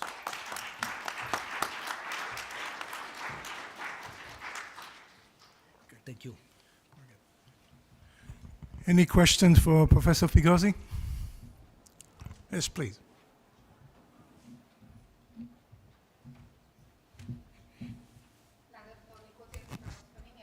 I cannot agree more that physical activity is 50% powerful for reduction of all diseases, prevention, and so on. But if we would like to make people athletes, if we would like to make patients athletes, then we have to adapt metabolic support for physical activity. And both of you, also speaker before of you, introduced this concept, you know, moving society and all this. We also have to move through nutritional guidelines for moving society if we would like to get benefits from physical activity. I'm coming from clinical nutrition background, and we just had European Congress in clinical nutrition, and we were speaking so much about, for example, lean body mass as a first point in geriatrics. There are new guidelines for sarcopenia also. So we are just, you know, promoting physical activity and showing how to support this through also clinical nutrition. And these are not public health nutritional guidelines. Of course, this is a basic, but we have to go to personalized level. And here I think it's a great opportunity for Alliance. The president of European Society for Clinical Nutrition is also from Trieste, Rocco Barazzoni. So I think here we have to go align together to let people know how to eat if they are going to be athletes for health.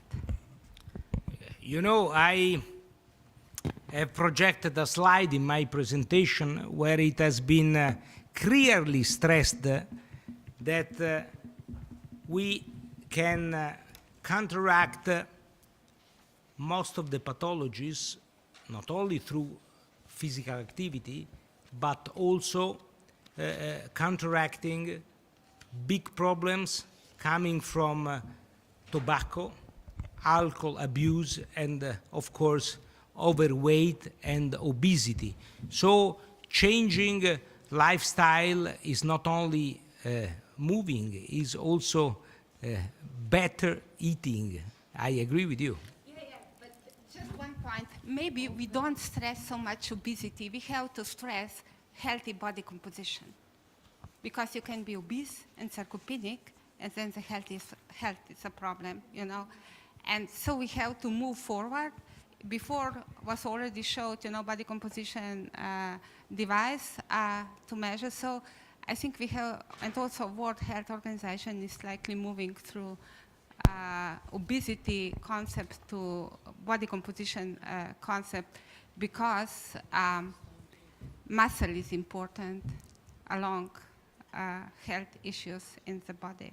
Yes, of course, you are talking with a specialist in sports medicine as I am, and for me, the body composition is a must, because I remember when I was a young student, I see Professor Pecorelli there, you remember when they told us that adult have to have a weight correspondent to his centimeters over 1 meter. So if you are 1 meter and 80 centimeters, you have to have 80 kilograms weight without taking into consideration the body composition.